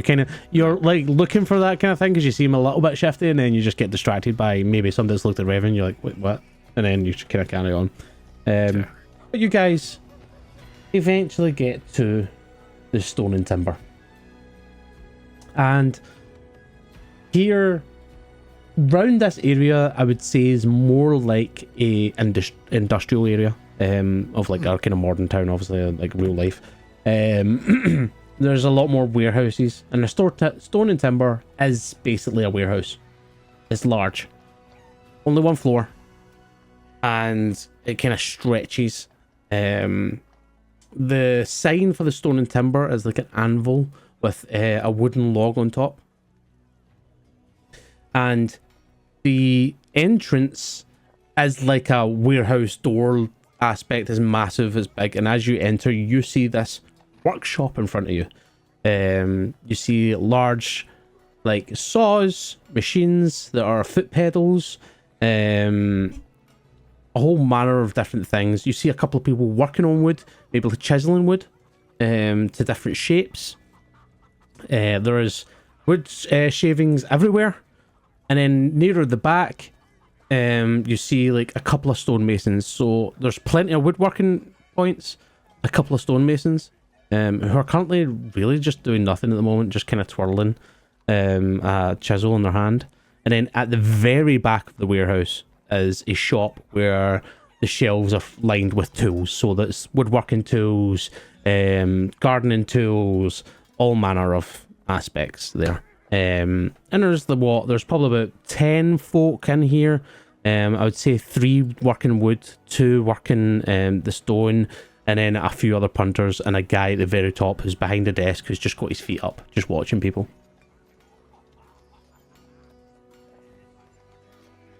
It's the guy that's got his feet up see us come in. Yeah, he's watching people, just watching what they're doing, and then when he sees you guys come in, and I'm talking like it's a good length away, he sees you looking in, you see him look up at you guys, and then he just goes back to just, you know, sitting back and really doing nothing, essentially, just chilling. Okay. Walk up and just shove his feet off the furniture. Do you really want to do it? Yeah. It's Ghosts out of beer. We're in for trouble. Can I follow him? Can we go play some good cop, bad cop? Yeah, not like aggressively. I'm just like, you know, got work to do. And who the fuck are you to tell me what work I do? Just seems like you're being incredibly lazy and disrespectful in the craftsmanship. I built this fucking thing. Great, then you can answer some questions. Sure. What questions you after? What questions are we after? Apparently there's been a bit of activity here over the past couple of nights. Oh yeah, 2 stonemasons are working on a statue for the middle of town, apparently for the whatever, I can't remember. Need to ask them about that. The wood guys, they're constantly doing stuff for the ships. And then your general activity of people coming in for tools and stuff. So yeah, there's plenty of activity.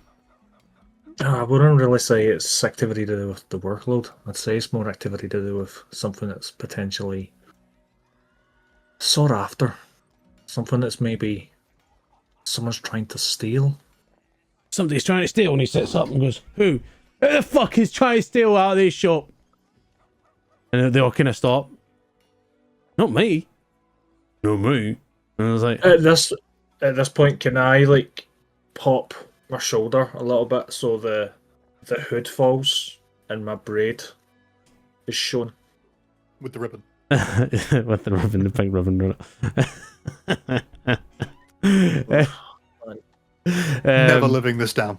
Never. No, I'm going to embrace it at some point, but not today. Good man. He kind of looks at you and goes, "Oh, I mean, are you looking for somebody to try to steal out of this shop? Is that what you're saying?" That's what I heard. There's been some dodgy dealings. Fuck's sake, why are they trying to steal out my shop for? Perhaps you get something that they want. Wood and stone and a few tools. I mean, will people steal that? Is that kind of common to come across that in you? Can I ask why?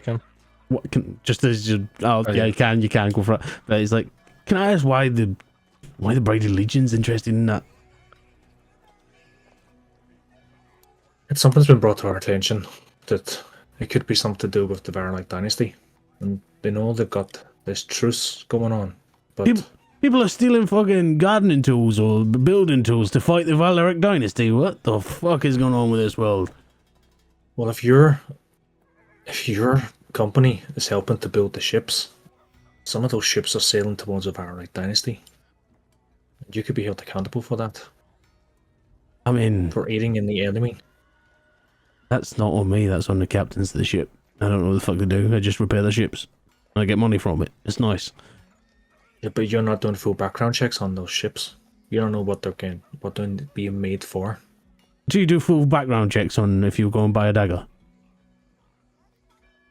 Buy a dagger. What if that dagger's killed somebody from the Islarius Empire?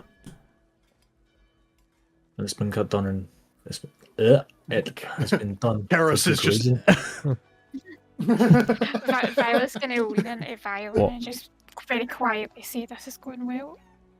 What's your insight check? 22. Do you notice that he's very good at his words? He's very good at dealing with confrontation. Doesn't seem to be hiding much. Doesn't seem like he's not being truthful. But at the same time, you can definitely tell he's fine art at this. He's trained at this. He's good. But well, I don't know what the fucking ships do. They generally go into the ice and we come back and they won't, get fixed up. I'd like to take a look around, if you don't mind. Sure. I'm not asking. Got nothing to I'm telling. That's okay. Sorry, what was that? There you go. Me? Or No, I was talking to Revan. Surely if you've got nothing to hide, then you'll be okay with that. Sure, there's a few gardening tools, there's a shovel, like, I don't know what you're after. Just, have a look. If you want to buy something, then I think my prices are fair trade. I think they're pretty decent. Can I look at the tools that are behind them and see if anything may be out of place, anything that may be So a lot less dusty than others? Give me a perception or investigation check. And that can go to anybody that wants to do perception or investigation. Very Just quickly looking as for well. maybe- Fuck's sake. Finish. I'm rolling on that. I'm rolling. Very quickly as well, Andy. Yes. Garrus. So just to clarify, obviously, from the information that we got from Seraphina, do we think that do we think that the stone and timber is being potentially used as a hideout or a staging ground, or was there just suspicious activity around the stone and timber? Suspicious activity around it. They're not sure. They do believe there is people in it because there's been sighted people coming out Oh, okay. at times that it should be closed. But Okay. that's really about it. That's all they've kind of got to go for. It's a 25 on the investigation, by the way. Okay. Sorry. I'll go round I every got day. Perception, I got a dirty 20. 20, Violin, At perception, I got a 17. 17, Revan. Unnatural 1 investigation. Caught by this guy. This guy's good at what he's talking. And Keros, 19. 19. Okay, so everybody else, apart from Revan, Who's guys- blinded by the light. yeah, you guys start kind of realizing he's a good talker, right? So some of you start looking at different aspects, and you notice that for the majority of this, like 99% of this shop, it is just a shop. There's nothing untoward. It's working. You see people working. But you can't help notice that on the table, and ended with above, who was above 20 again? I believe. Me, 25 investigation. And Violet? I rolled a dirty 20. Right. So 20 and above then, essentially. You notice that the table itself doesn't sit in the dark spots that is like underneath it. Like it's slightly off. And then he's just like, all right, well, I'll sit down, tell me what you find. And then he kind of just sits back at the table and just waits, watching you all. As you Can I go put the around. table back? Can I put it towards me? Give me an athletics check. Athletics or straight up strength, whatever. Doesn't really matter. 24. 24. You start pulling this table and it does pull. And he's like, whoa, what are you doing there? And you pull it, and with it comes like sawdust and stuff like that. But at the back end, you see there's like a big kind of dark patch almost in the stone that's there. It's just like, why did you do that? What's this? Stone, dark patch in the stone. To be honest with you, I don't actually know why that patch is a bit darker than the rest of it. Does it look like a door? Or like a hatch? I would say that it does kind of look like a hatch, but very done well in a stone. Open it. You know, now that you've said open it, what's interesting is that it does look like a hatch. It kind of goes down on his knees and he now you see he genuinely looks confused. He tries to get his fingers in and like lift it. He's trying to find a point where it opens and he's like, I'll be honest with you, I did not have this on my card for today. That looks like a fucking hatch and I have no way of opening it. You can be my guest if you can open that. I have no idea where that leads. As he says that, can I put my hand out and summon my weapon? Sure, you intimidate him? Yep. Okay, roll an intimidation check for me, please. That is 14. 14. He's like, whoa, and he backs like kind of up. Whoa. Now, that could have killed somebody. Could kill me. I don't think the Braided Legion would be happy if you come in and killing folk in public. And then the others are kind of like, you see the others in the back going, you're right, what's going on? Is any of the workers doing anything other than looking a bit concerned for their, for the boss's safety, more so concerned that, we appear to have found something? Give me a perception check. This blade will not kill you as long as I'm holding it 16? this far away from your head. You notice that one of the stoneworkers is currently trying to sleek out. Garros whistles between his fingers, points at the worker. Back over here. And then he starts running. He's Can, like, can I cast Okay. hold I'm person? faster. I am much faster than he is. Seeing that, I actually don't know whether this is something I'm going to try, right? Because I don't know. I've never done this before. But sure. can I'll obviously see this guy bolting, won't I? Like you now that Keros has whistled and pointed at him, you all look over and he's like that's it first, and then he starts like trying to run. So Violet is going to take a couple of steps forward and she's going to shoot her hand out and she's going to say, halt! And she's going to cast command. Wisdom saving throw, I presume? Yes, it is. We just out here casting magic in broad daylight now. Yes. Fine, Yes. I can But do it. I'm alright. she is a sorcerer senseless. So Oh, okay, so you're fine, yeah. he goes to turn and start running, like his back's to you now, and you step out and say halt. Tell me, how does your magic take effect of him? Like, what do everybody else see when the magic actually works? Because you passed with a natural 1 on my side. The way that I imagined it is see the way that Neville in the first Harry Potter freezes. It's like that. But with little, like, wee wisps of shadow. And then it, like, dissipates, but you still, like, it's frozen to the You spot. hear him struggling. The owner is like, oh well, no, what? Do you know something about this? What the fuck is going on here? This is, I'll be honest with you. And he's like got his hands up. You still got the sword out at him, Kaelin, yeah? Oh, you're muted. Yeah, so I was muted. Yeah, so I'm just going at like this, stand holding like this, just over his head, because I'd imagine he's down trying to get this hatch open. Yeah. He's like on his like hands and knees. Yeah, he's kind of backed up a little bit, but he's on his hands and knees because obviously he pulled out the sword on him. He's like hands up, like, what? I have no idea what's going on. He's one of the stonemasons. That's all I know. He works here every few times. We pay him. Well, he pays me to use the stuff. That's it. I don't care about him. I don't care about you.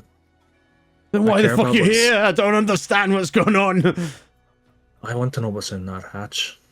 To be honest with you, so do I now. Like, yeah. Then open it.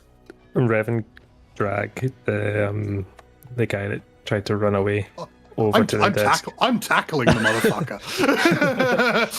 I would say roll for it, but I'll be honest with you, he just came to stop and like can't move. So you, whoa, boom, into him. And I would say both of you pick him up and start dragging him. Get one arm each and just haul him back over. Poor idea, friend. She's a witch. She shouldn't be using magic. Oh, you're muted. I'm going to give him like a really hard stare. And just be like, I'm going to actually pull out my seal and be like, actually. You see his eyes light up a little bit. It's not polite to call a lady a witch. Right, she is. Revan, would you mind? Where's the shot? I'm going to put it back. I'm going to tuck it back in. Revan will just pull out his hunting knife and just hold it towards him and it's like, no, you better talk. If you want to keep your tongue. Give me an intimidation check with advantage. Because he's currently can't fucking move and just be magic. Get magic, son. Get magic. Natural 17 plus 19. 19. He's genuinely scared. Even though he can't really move, he is like, you see the shakes in him a little bit from fear. And he's like looking about like, how the fuck did I get out of this? How do you open the hatch? Fuck. You're gonna kill me for this. I'll just apply a little bit of pressure. Oh, We'll probably kill you first. okay, right, I get that. Okay, let me go, please. Just let me go. I'll open it. I promise. I promise. He may be part of the Braided Legion, but I'm not. Okay. Just let me go. I'll open it. It's like quite tricky. I'll Violet, slack do you off a mind? little bit. He's still stuck. He's more looking towards Yeah. Violet at the moment. Do you drop the spell? Yes. You see him kind of Trudging slump, away. like to the floor a little. Before he like goes anywhere, I'm just gonna like look at him and say, "You start any shit, I won't hesitate in doing that again." Yes, ma'am. Excuse me. Sorry. And then he kind of, the owner's like full up against the wall now, the back wall, and is like, I've got nothing to do with this. Absolute fuck all. I did not know about this. And the one that obviously Can I insight check that? Sure.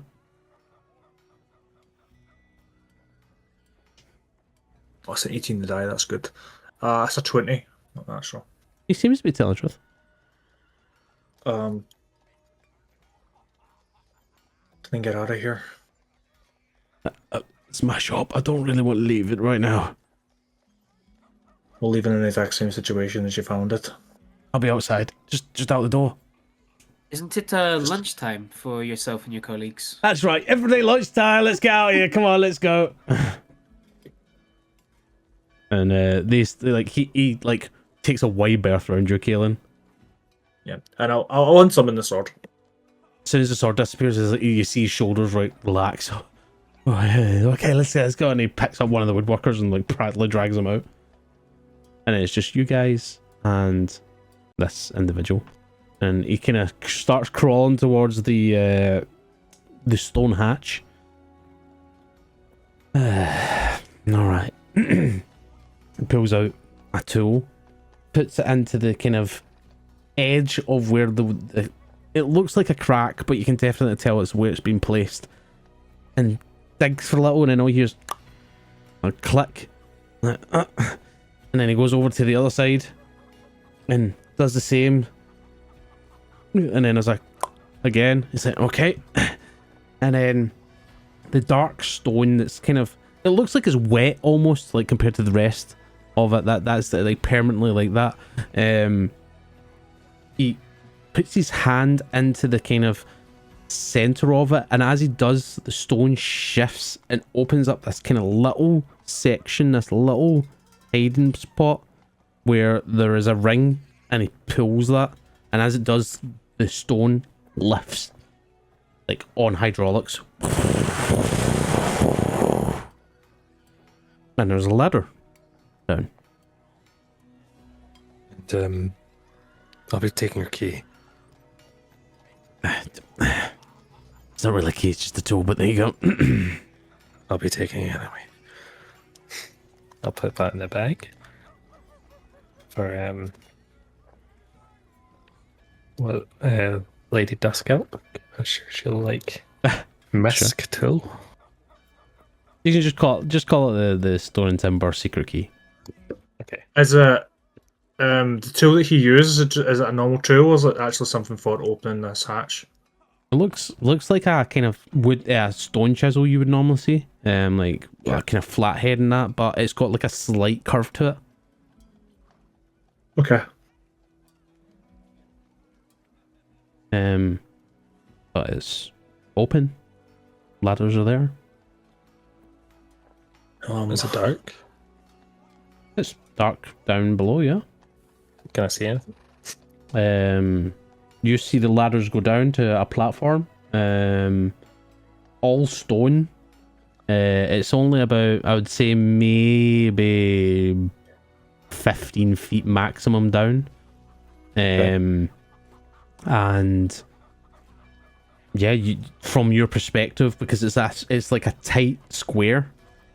You just see the ladders down the platform that leads off into a room somewhere. Can I? Who's going to go down first? I don't mind. I can see better in the As- dark than the rest of you. Well, as Revan goes down first, can I cast light? And with a click of my fingers, Sure. What you putting on? orb of light. Is it? So like an orb of light. Okay. I'll place it on Revan's head. Just As he goes down, it lights up for the rest of us. He's literally just became a miner with a head torch. Anyways, yeah, you guys see the ham going down, and obviously the light shows you the ladders all the way down to eventually you get to the bottom. Just before I get to you, Revan. Shut up. Oh, sorry. Seriously? You might be able to see in the dark, but I can't. And I'll head on Then put it down. on yourself then. Is MD else doing anything while you are going down? Yes. So, before we do head down, before we do whatever we're doing with the random worker that opened the hatch for us as well, I'm going to give you a bit of friendly advice. Mm-hmm. You're going to need to find some new friends very soon. Mm-hmm. Whoever's down there, whatever is about to happen is likely going to end badly for them. If I were you, I'd head to the Velvet Tankard, ask for Celine. Okay. Tell her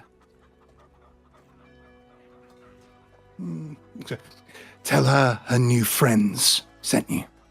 She'll likely have some questions, but you'll get out of this alive. You see him think for a second. All right. Okay. I can do that. And before you think of running, I know your face now. Don't do anything stupid. All right. Well, Celine, Velvet Tankard. Okay. Can I go? But before he goes, I'll tell him to tell Silas he's a wanker. To be fair, everybody in a Velvet Tankard is normally a wanker, but I'll tell him. See, whilst that's happening, can I sort of meander over to the big main doors Mm-hmm.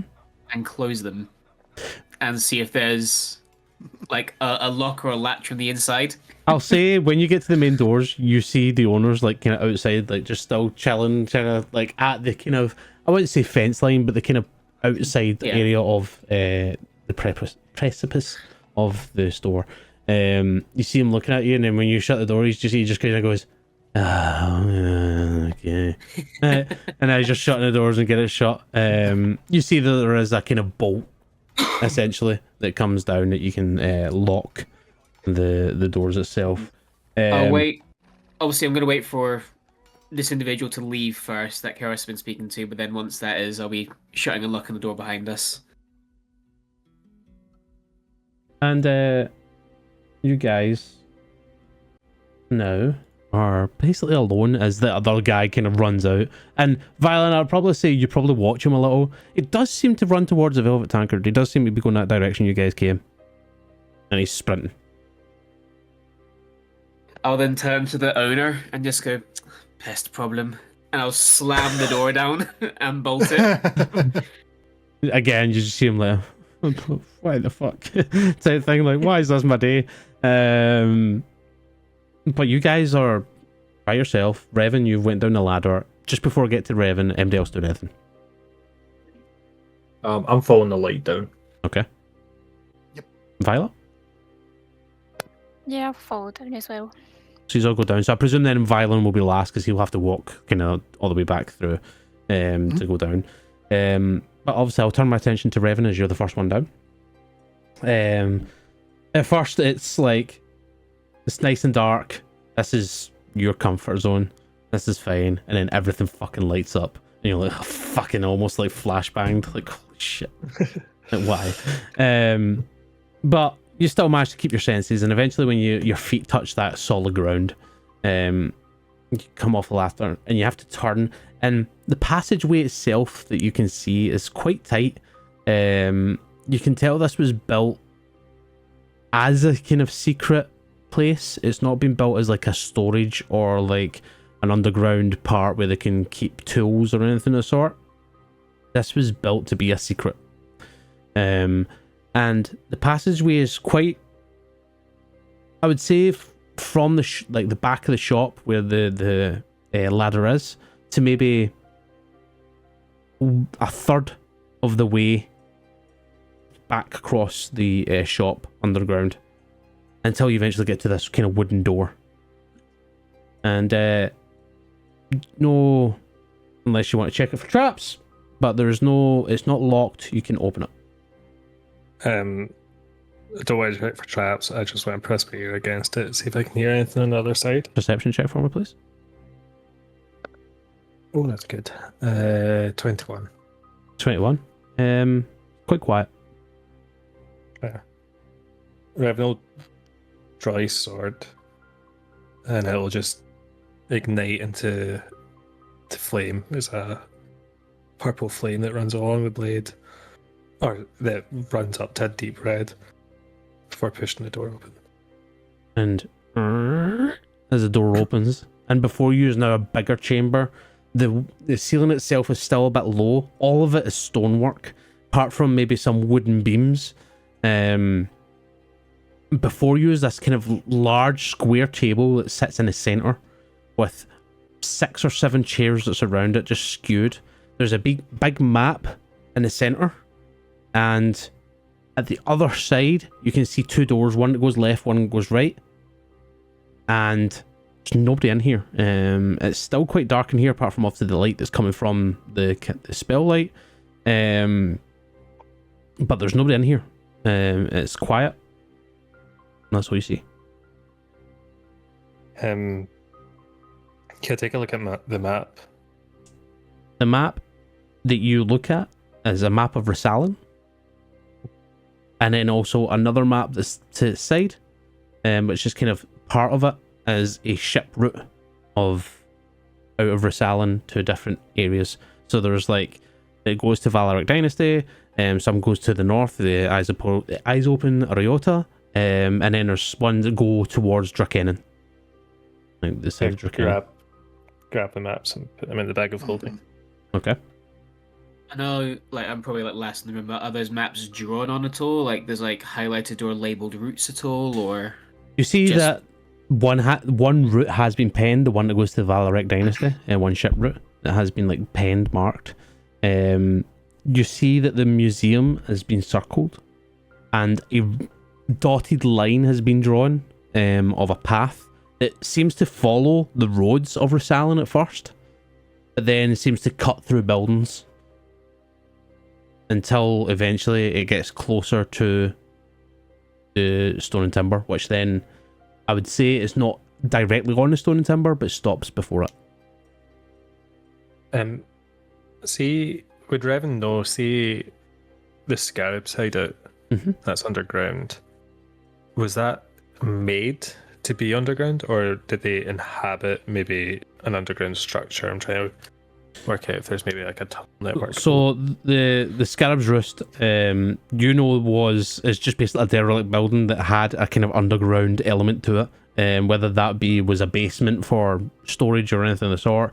But you guys just took that over, and that's where your base of operations is the underground part. They just use the building empty disguise so that people go in. If they go into those normal levels at ground level, they don't find anything.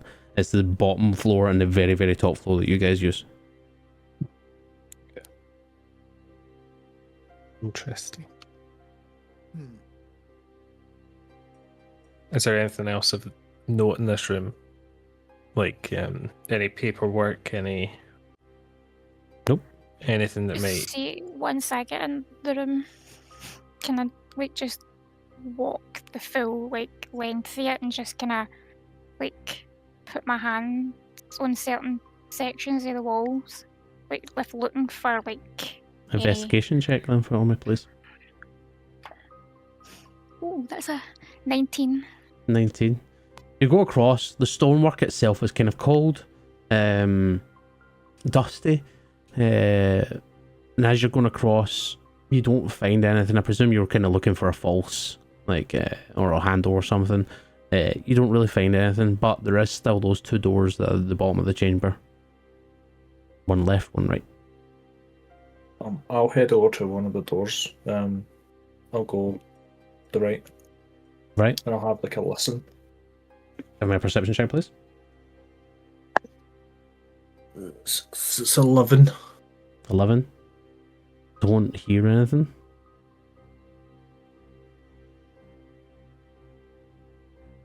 There's no sound coming from this door. There's not to say there's not no one in there. And I do the same with the other door. Sure. Perception check. 12. Again, no real sounds that you can pick up. Same for me. Can I just try my handle gently, just to see if it's locked? Not to open it, to see if it's locked or unlocked. You try it gently. Your one is locked. I'm on the left side of my sword. You're on the left. As usually coming in the left side. Yeah. I'll try the same on the right. Yours isn't locked. It's given way. Looks like this one's open. Same can't be said for me. Give me just a moment then. I presume you're going to lockpick it? Pick the lock. Of course I am. Then please give me the check for it. I'll scooch up my boy's way. Gareth just produces a set of thieves' tools from up a sleeve. Of course. Those wizard sleeves. Yes.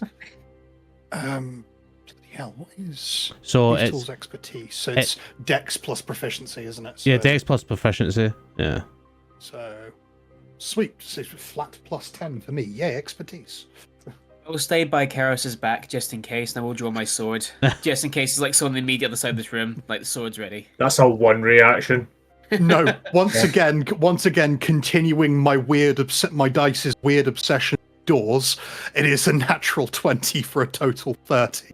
Never before has a door been more unlocked. Yeah. Like, easy. Like, completely, like, within a second, like, even if it is a second, you've already got the tumblers up, you've already managed to hit the latch and open, and you feel the lock disappear. I loosened it for you. And I appreciate that. So, are you entering into this left side then? Yes. Okay. Do we split the group or check them one by one? It makes sense that anything they're going to hide would be behind a locked door. Yeah, best checking the locked door first, I think. That's what they might want you to think, though. That it's behind the locked door. But if you're looking for a quick getaway and you can't go out the way you came in, you're not going to want to put in the time to unlock the door and get out. I'll go in last then. Make sure no one escapes from Can the I locked door. can I ask who goes first? I guess j'ai moi, given I just unlocked it then. So yeah, very quietly and very carefully. As will. you step forward and go forward, can I have a dex saving throw for me, please? A dexterity saving throw, you certainly can. There's going to be an 18. An 18. As you step forward, you didn't check for traps. There is a pedal that you step on. The kind of stonework itself, you notice, is actually like very thin stone. And the moment you press your foot on it, it gives way. And as it does, essentially spikes appear from the wall. Like a wall drops and spikes appear from the wall and go forward. And just as they're about to hit you, you dodge out the way. But whoever's behind you, can you give me a dex? Makes my sword out Can you give me a dex saving throw with advantage? with advantage. We like that. Where is my dex save? The one time I don't check for traps. Yeah. So I'm gonna check every door for traps for like the next 5 sessions. Now there isn't going to be a single one. Both the same rolls, 16 both times. 16. You hear the trip. You hear the, and then you hear the, and the spikes come out. You see Keros dodge it easily, and you see these spikes come towards you, and instantly you're like, "Oh shit, better move!" and you move out of the way. They don't have that much leeway that whoever's behind you is okay. It would have hit you, but that's it. So you get out of the way, and then the spikes just stop, and then retract all the way back, and then the wall closes up again. Going to take a moment. Yeah, go ahead. Sorry. So put having Keris's back. Are you okay? All good. I'm going to take a moment to like. Obviously, it's like it's more like cavern stone and like quarried stone down here, isn't it? I'm going to like grab like a loose piece of stone and wedge it under the pedal of the trap trigger. No worries. Okay, that's easy to do. I guess we try and avoid the trap and head on in. So, Keros, now that you're like kind of fully in this section, this opens out kind of L-shape wise, going back on itself, essentially. But what you see before you is shelves of different trinkets. At the kind of back, just before it kind of turns off, at the back that you can see, there is a number of different daggers hanging up as a couple of shorter swords, slight armory just at the back, and yeah, can I detect magic? Sure. You pull up your detect magic and you don't get any pings. Okay. Revan, could I borrow your bag?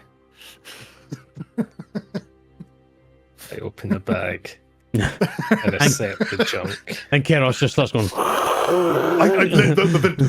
The trinket shelf. I literally just. But moving forward, you eventually get to that kind of L side. Selection of trinkets. Sure. Deal with that later. You can put selection of trinkets, and you can put 150 gold worth. Okay. Oh, nice. Nice. That splits 5 ways very nicely. Thank you, Andy. You're welcome. But you get to that L side, so you can't really see to your right hand side. But you do see the armory that kind of continues on as you get closer and closer, until eventually you get to the right side, and you see a tunnel before you. Stonework that keeps the frame of the tunnel up and solid. But as you'll peer in and see the tunnel go further, you start to notice that there's no, like, the stonework stops and then it's just kind of dirt. There's some wooden beams at certain points to keep it up, but this seems to be a tunnel that's been either dug out, been there forever, who knows, but it is a tunnel system. See with these like armory pieces, is there like any identifying markers to a group, organization, militant force, or anything like that, or is it just fairly generic pieces? Fairly generic pieces. Fair. Maybe a bit of a weird one, but with my extensive experience of tunnels, could I tell if this is drow made? This is not drow made. Wonderful. Can I? These tunnels are very push- rudimentary. Can I push the light down the tunnel? Sure. Tunnel carries to on. see roughly how far, because I think I can get it to go 10 feet away from me, so probably not very far.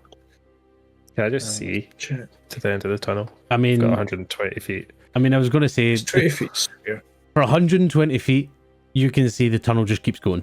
And then after that, your vision starts going. 120 feet of dark vision. Dark vision gang. So yeah, both of you notice the tunnel just keeps going. Fairly straight. I mean, it's fairly straight, kind of weaves a little bit, but just keeps going. I also have dark vision. I think once again we only have one person to party. There's actually two. Yeah, Two of I'm us getting can't see. sight shamed. Dark vision. though. sight shamed. Yeah. I get Sight double, shamed, man. My damn human eyes. double the distance. Okay. Since I'm having no luck with the tunnel, can I take my light and go to the other door? Pure violence, fucking completely left in the dark. As you go with your light. As Caleb walks away, all he hears a "aw" in French. Oh, in French. I love Sadness, that. but French. drops baguette. My sword's still on fire. True, Oh, actually, true, yeah. I forgot about the sword on fire. So yeah, you are getting light from that. But Kayla, and I'll come to you as you kind of cross over, go round the table and go to the other door. And as you open it, I would like you to give me a dexterity saving throw for me, please.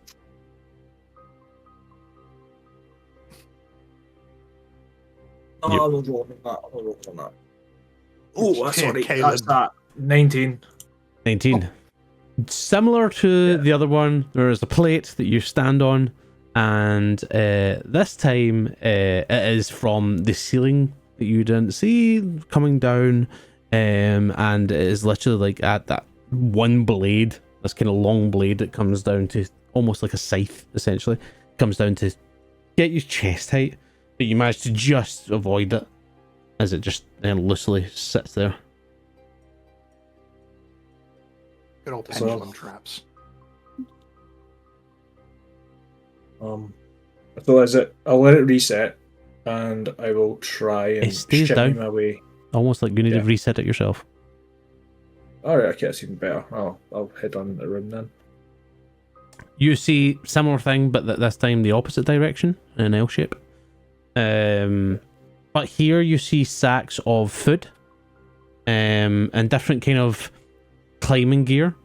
You see some like ropes and just general gear that you would imagine probably used in heists or something of the sort. Kind of lines the walls, and then eventually gets to the kind of elf side. And as you get round, this is closed off. There is actually not a tunnel here. But pinned to the wall is a map of Rassalen that's in the center, and like the whole city is like in the center, so you can see the whole city. Obviously, you can't pick out finer details, but around it is written different items. So you have the golden scales of Paranthus. You have the 2 seconds.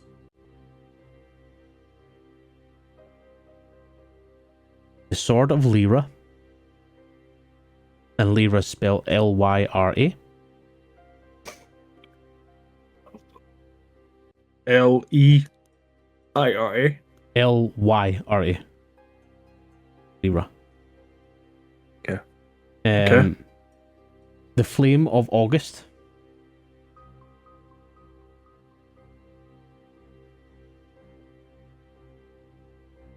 Okay. Ring of family that's then scored out, like a family name that's scored out, and you can't really make out what it is because it's been like essentially scratched. Okay. Family heirlooms, and then it's got like a bunch of names. You've got Merlin, so it's like a title, and then underneath it is different. So you've got Merlin, Lasher. Lasher. Yes. Okay. It was the flame of what, sorry? August. August. Like the month. Yeah. Except in my fantasy world, there is no August. Anyways. So your family, was it Merlin like the wizard or Merlin? Yeah, Merlin like the wizard. Cool, thank you to make sure I miss out. And then still under that, there is what did I say was the last one? Sorry. Ellen Lasher. Lasher. Paron, which is Paron. And then beside that, and circled and underlined, is Aberlite Crystal.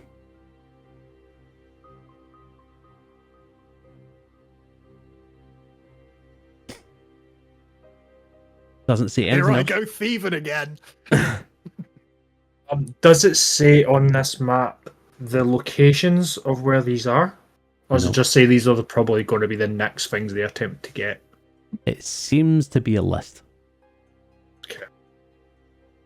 Can see, as well, I... just to specify, see the one about the Aberlite crystal, because you had the name Perrin. Is it like telling us that Perrin has the Aberlite crystal, or just No. So Parron's there part is. of the family heirlooms. the family It's like heirlooms? a Just make list. sure that. Yeah, just cool. Thank you. Could you chuck the list into the handouts channel for me as well? I will do. I'll do that at the end of the session. Thank you. So you said it's do- obviously it's a map of the city, and it's got this list basically to one side of it, essentially. Yes.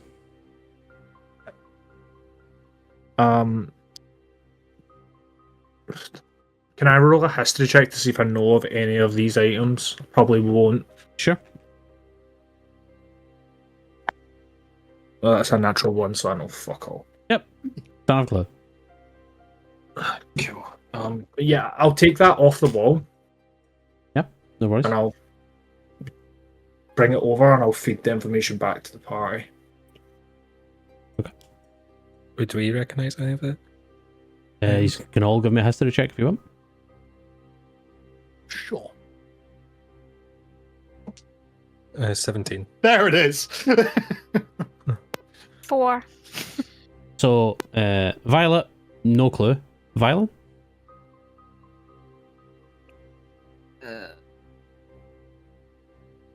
15. 15. You recognize the name of, well, not the name. You maybe kind of pick up on the Fire of August. It's something that kind of rings your bell, but you're not quite. You can't quite place it. You're like, I've heard of this before. Revan? 17. 17.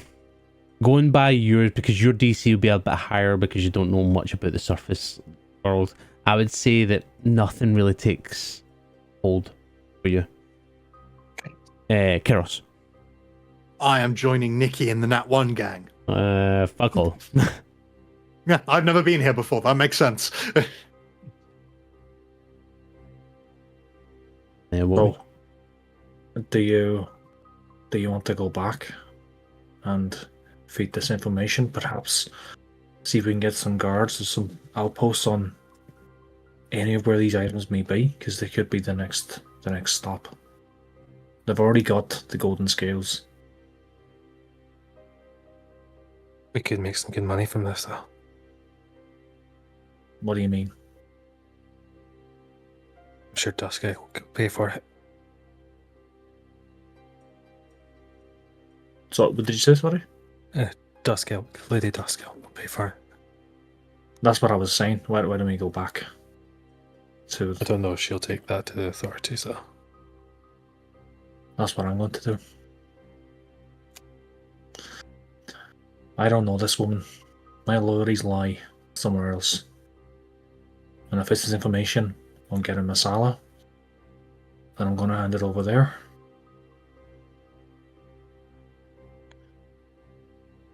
We can try go through the tunnel. Might be more How effective. long would you say we've been down here? Can't be long. I would It's say just because I've got an hour on this light. I would probably say you've been down for a total of maximum 15 minutes. Okay. See, whilst they're having that Um. conversation, can I just see this tunnel? Is it warm, stagnant air? Is there a cool breeze, or what's the scripto? Slight cool breeze kind of comes through it. If you kind of step in, you can feel a kind of cold aspect to it. To state the obvious, it leads somewhere. I can feel a breeze, so there must be an exit of some sort. This could Are even we be gonna how they go- got into the museum to steal the scales. I definitely think we should check it out. Just in case there's anyone down there, or if it leads into a room that happens to be occupied. Do you mind if I take the lead on this?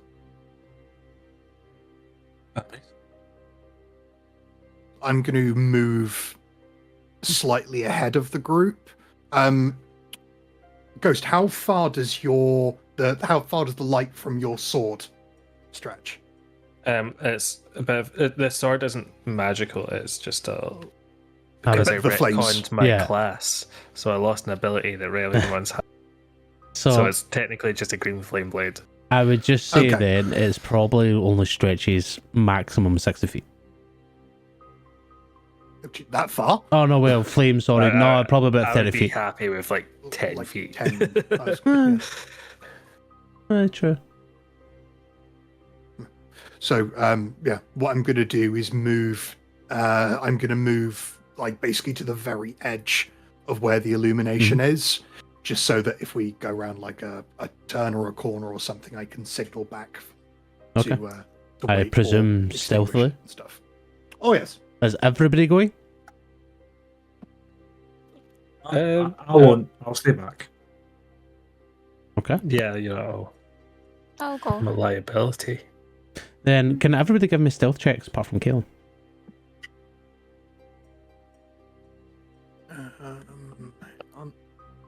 That was another nat 20 for a 21. Nice, nice. I also rolled a nat 20, but I have to roll at disadvantage. In which case, Wait, why do you have to roll disadvantage? I'm in heavy armor. Heavy armor, that's right. Yeah, Yeah, you so and I me got both, a brother. 4. That's why I stayed back. I got a 19. 19. I'm rolling quite well tonight. So, Raven, what did you get total, sorry? 4. 4. Nice. And Keros is going to be like fucking 32 or some shit. It's not quite that bad, no. It's 26. 26. Yes. So Keros taking lead goes forward, and you guys eventually follow in. You can just make the outline of Keros in front of the flame, and you guys go. And like I said, it is kind of slightly windy. It's not like completely snake-like, but it is slightly like uneven. So it's not as if it's like a well-purposed design tunnel. Some beams in the middle that you have to kind of scoot by a little bit. But eventually you guys get to a point where the tunnel, after wandering by the 120 feet, it starts taking a dip into the left. And Keros being obviously the front runner of this, you notice when it goes to the left, there seems to be more room now. It seems to open up into a kind of slight, like a chamber almost. Okay. And as you get to that kind of corner and being obviously stealthy and just making sure you're checking things, you kind of peer around the corner a little bit and you see that there's another table here with chairs. There is stands for swords here as well. And in this like kind of slight alcove-ish part of this chamber, it's few sleeping bags, 3 sleeping bags there. But off onto the kind of right hand side where the chamber opens up into, there is 2 tunnels, 2 openings. There's nobody here though. Okay. Just going to turn back and obviously whispering relay what I can see. I am also going to check the entrance into the chamber for traps. So don't trust you now. Yes, check for traps. Well, he's doing that. Can I just fairy fire to signal to Kaelin? Okay. Oh, Yeah. no, sorry, not fairy fire, dancing lights, just a little, You see these? the kind of yeah. wispy little purple flame orbs that go up into a deep dark red. Perception for check traps, I guess. Yes. Yeah, that is going to be 18. 18. There is no traps here. Okie dokie.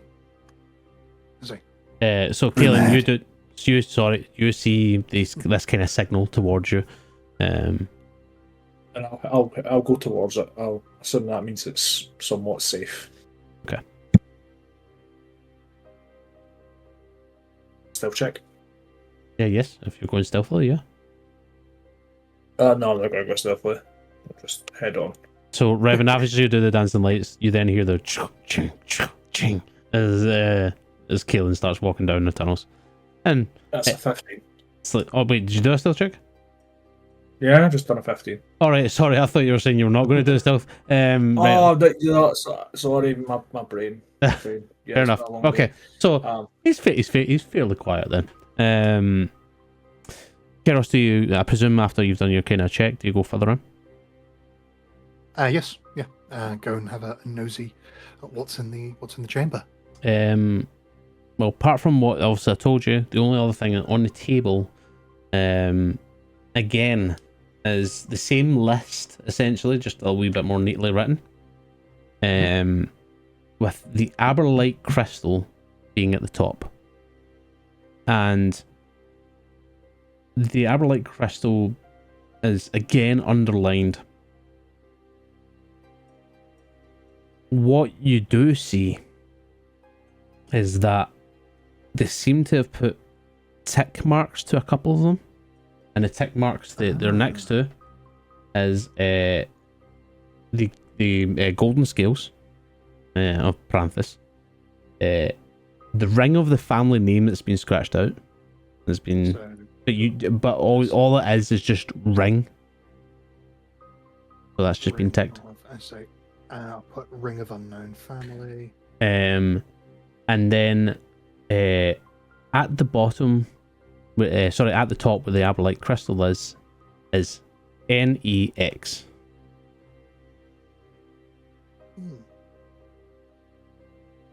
Family. I see. Aberlite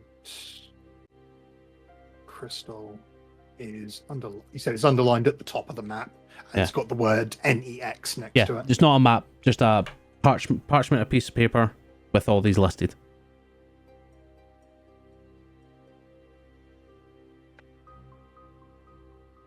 NEX.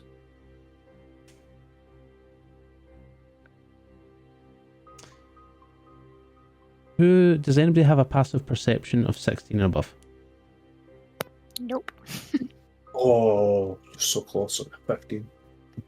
Yeah, mine is 14. Eros? 14 for me. 11. You said the oh, go ahead, sorry. Sorry, as you're looking at that, is anybody else doing anything? Well, Keros is up at this table looking at the list. I'll just be kind of going round the room to see if I can notice anything. Are you just looking, or are you using your hands again? I'll probably use my hands again. Investigation, please. Revan just wants to stand. Is there an exit to the room? Like a exit in the room? So there's a tunnel behind you, and then there's 2 tunnels off. Can I just make my way over to the other tunnels and stand a bit of a vanguard? No worries. And I Violet? was in 18. 18.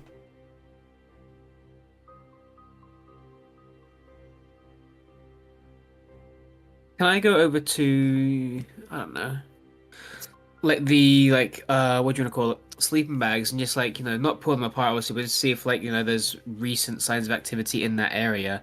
Sure. Investigation or perception, either way. With 18, unfortunately, there's not really much secret-wise. This is a lot of dirt that's kind of packed to keep it obviously like a tunnel, essentially, the beams and stuff like that. There's nothing really hidden. This is probably the hidden spot. You don't really find much else. You do see that there is some like food rations kind of kicking about, maybe like some containers. So somebody has been here. And which violin would you get? Dirty 20. Dirty 20. There has been people living here. The sleeping bags look like they have been used, and quite recently. Cool. The list was you said the list that I found on the table was identical to the list on the map, but as you said, it was just a parchment. Yeah, it's just a separate list essentially. They've just wrote it out with a little bit neater writing this time. Describe what I've done. Seeing the wee handouts thing, I've just basically just put 2 ticks in the list again, just to say writing out again. There's 2 ticks. What's been done? Revan, as you stand guard essentially at these tunnels, all of a sudden you notice the flames, like light flickering down them, coming towards. The light is getting stronger and stronger and stronger. And as it does, you start realizing that there's footsteps as well. They're light. They're not like somebody just treading through. Somebody, at least one person, not quite sure, now making their way towards you guys. I'll just... Someone's coming. Get ready Ambush for time. ambush. Once again, we're always in sync, buddy. Yeah. Just the flame go out on the blade, and I'll just tuck in.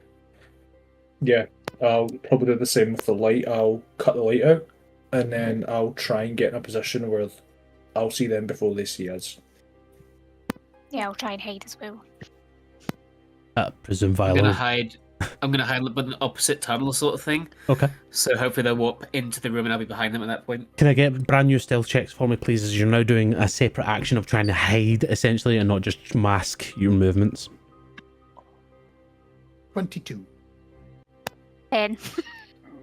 Same 10. With disadvantage That was a nat 14. 20 with... Sorry, You got Revan, that right. 14? Heavy armor. 14, yeah. Yeah, that was a nat 20 for disadvantage, so that was a 9. I got 19 out of 12 that time, so... I will say you use just barely pass. As the light doesn't stop moving, starts becoming stronger, starts filling into this cavern space that you guys are in, and the footsteps with it. And now you hear multiple footsteps. You actually probably pick out about 3 footsteps. Again, very light, but they're moving. And as they turn the corner, you see this man with leather armor on, decent pauldrons on it though. Blade that's completely stuck to his elbow that sticks out. He's got 2 daggers that sit to his side. He's also got a short sword on another side. The armor kind of covers him, most of his legs as well.